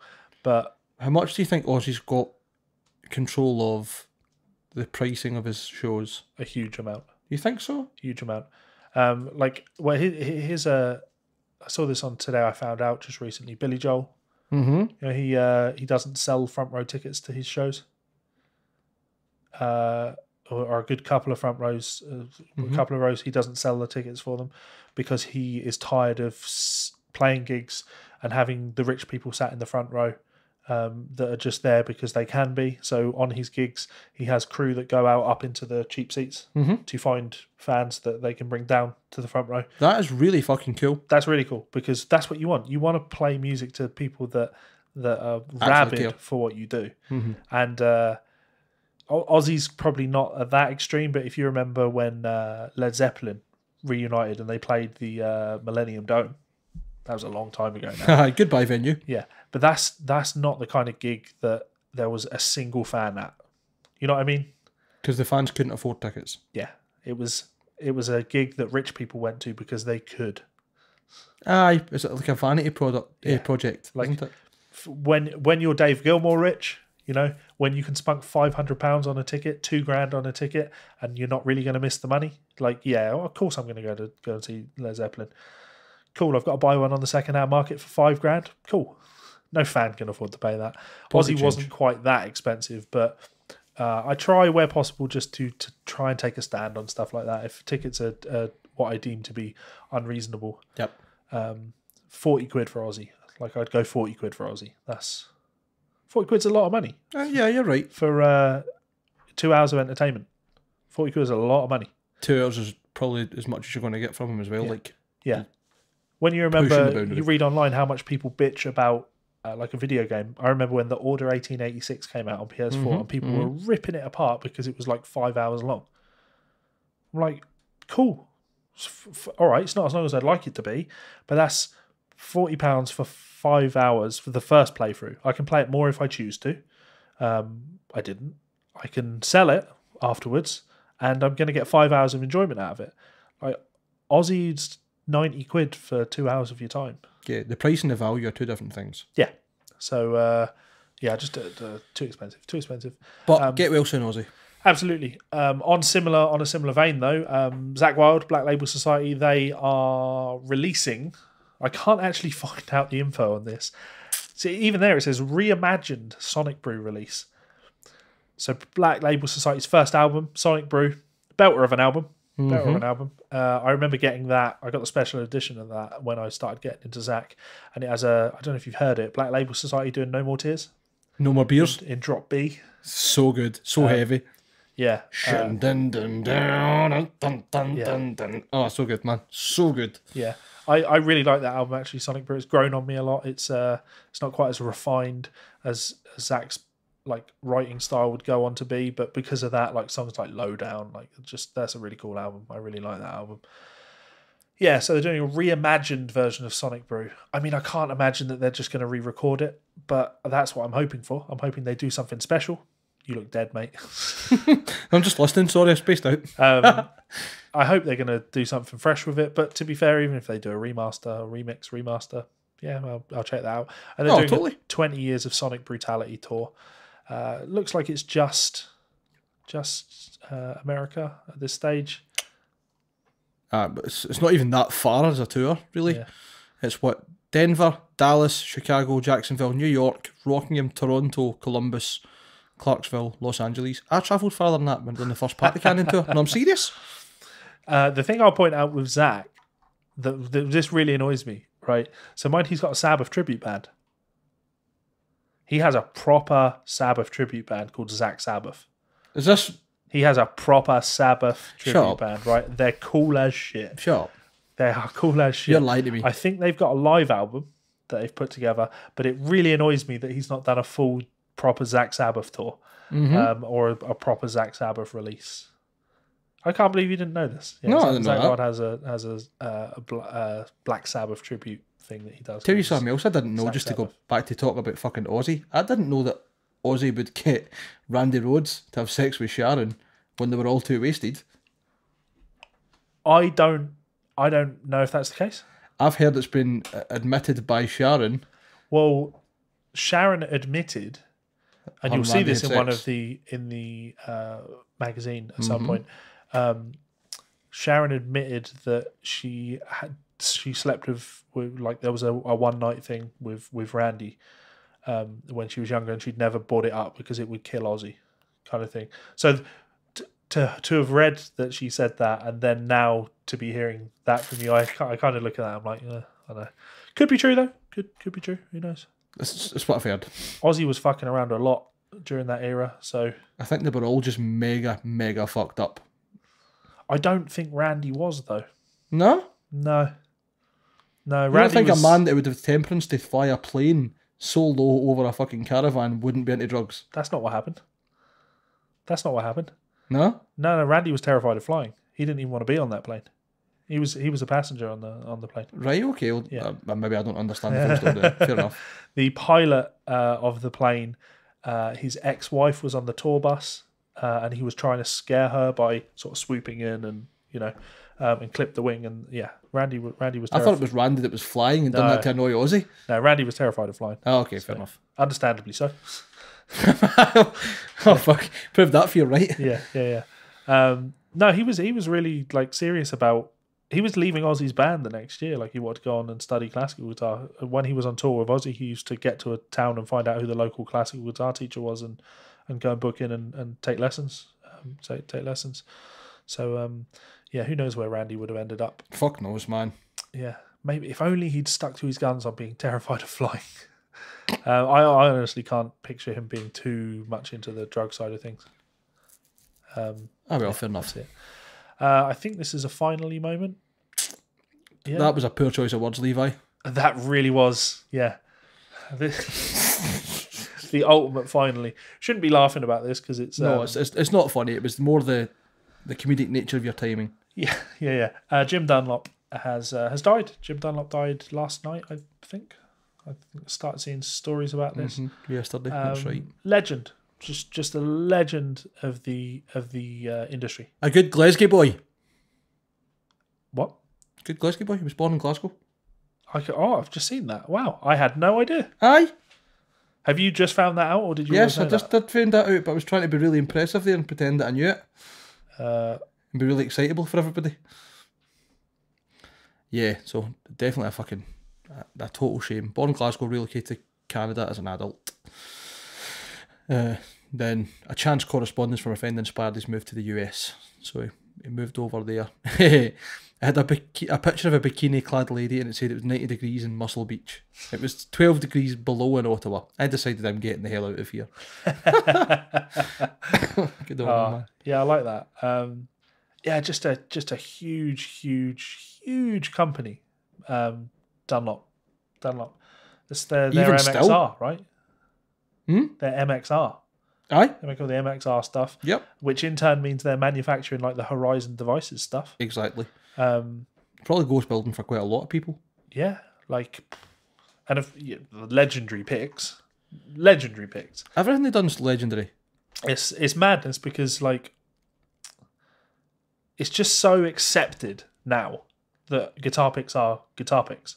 In the same way that like strings and pickups, right? That like aftermarket and boutique and people refining these designs type things. And obviously, I'm tied in quite close with V-Picks. Yes. So like picks are something that I take a big interest in. Like, and I'm always playing with new things. But to think that back then, that's what Jim Dunlop was doing. Like he was pushing the boundaries. What can I do with this? How can I help people? How can I cater to people's needs? And yeah, he owned that pick market, like guitar picks. It was just still pretty it pretty much does, to be honest. I mean, there is a good space for boutique builders and companies like V-Picks, etc. But I use Jim Dunlops. I use a fucking Jazz 3. Exactly. So I was gonna like get to that one, but yeah, like the classic ones with the turtles on them. Yep. You know, everyone Tortex. But yeah, the Tortex and the Oltex picks. And in fact, there we go. There's an XL Series Jazz 3 in my pocket. Right there. The only plectrum I have on me on my body. You've got a lot of Dunlop thumb picks there. That's a D'Addario. No. Here, Dunlop. Oh, yeah, there's one here. You've got a pile of them sitting here. Those are D'Addarios. That says Dunlop. Oh, okay, that one. You've returned that one. The other one says Dunlop on it. There's a Dunlop here, and yeah. How can you not? I've got one of the prized pieces in my collection. Actually, I've probably not mentioned this before. I have a Jazz 3 that belonged to Sean Lane. No, you didn't. Yeah, I have one of Sean Lane's Jazz 3s. Where did you get that? Via his sister, Mitzi. Really? Yeah. I didn't want to touch that, man. I'd be scared of it. I know, it's upstairs in my copy of Powers of 10. Yeah, so Jim Dunlop, just icon. Absolute. The Jazz 3. Like, that's the point, right? That would be enough.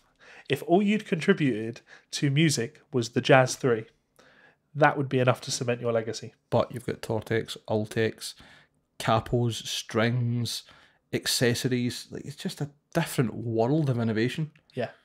So yeah, it's a really sad note to end on. But I mean, death seems to be a running theme with this particular episode. We're talking about a lot of old guys. Ozzy's ill. Dave Gilmour is definitely getting on. Unfortunately, the Reaper comes for us all, and all you can do in the time you have is try and leave a legacy. For some people, all they can do to cement that legacy is like have a child and sort of pass on your genes. But some people get to elevate themselves to the upper echelons of legendary and leave more than a mark. Jim Dunlop has left more of a mark on this planet, on this scene, than he ever could have imagined that he would have. So, in such a humble way as well. It's not as if he's done it like, do you know what I mean? Like he's not put his face on anything. Exactly. That's the first time I've ever seen his face. Same. And I like the picture has clearly been taken in Marshall. Scotland, because right behind him it's got a logo for King Tut's, which is a very famous venue in Glasgow, and the Sunday Meal. Yeah. He even looks Glasgow. He looks like he's Glasgow. But Glasgow with money. He stays in Bearsden. Yeah, you just you compare him to Jim Marshall. Like, everyone knows Jim Marshall's face. Yeah. Because he was pushed as being the face of the company. Yeah. But honestly, I don't think I'd ever seen Jim Dunlop's face until now. If push came to shove, and you asked me a week ago if Jim Dunlop was a person or just the name of a company, I'd be guessing. So, yeah, absolute legend, and condolences to the family and all of that. But rest easy knowing that your grandfather, father, brother, loved one was an absolute legend, and we all owe him a lot. So there's no doubt that his legacy will continue. Yeah, endlessly. Yeah, let's look to the future and hope things keep continuing. I didn't mention on the show that I have the Horizon Devices Apex to try out. Which obviously was manufactured by Dunlop. I will get round to giving that a go, but as everybody knows, I'm more into my Rev G3. So, yeah, I think we're going to have to A/B them and see what they're like. That was always the plan. Like, I'll do a video and compare those two things. Yeah, super cool. That was the tiniest of little shout outs to Rev, because I didn't hammer one in at the start. But yeah, let's hammer one in right now. Rev, thank you for being great.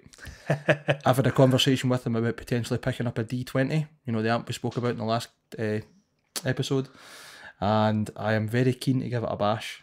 It sounds like it's going to be a lot of fun. All right, I need to end this podcast now so I can ask you more about that. All right. Yeah, cool. So thank you very much for tuning in, guys. Your views and your listens, they mean a lot to us. So like, share, subscribe, tell your friends, tell your enemies. Head on over to the link in the description and pick yourselves up a Guitar Souls t-shirt. They're pretty cool. If you don't want one of those, go and get a Rev t-shirt. They're pretty cool too. Mm-hmm. Or a Rev pedal or a Rev amp or one of those good things. Any closing messages, Mike? Just thanks again for your support. Hopefully we'll remember that it's episode 29 next time. Yeah, well, we won't. Nah, probably not. Yeah. I'll let you do it this time. And until next time... Bye, arseholes. Let me try that again. Go again. And until next time... Bye, fuckers.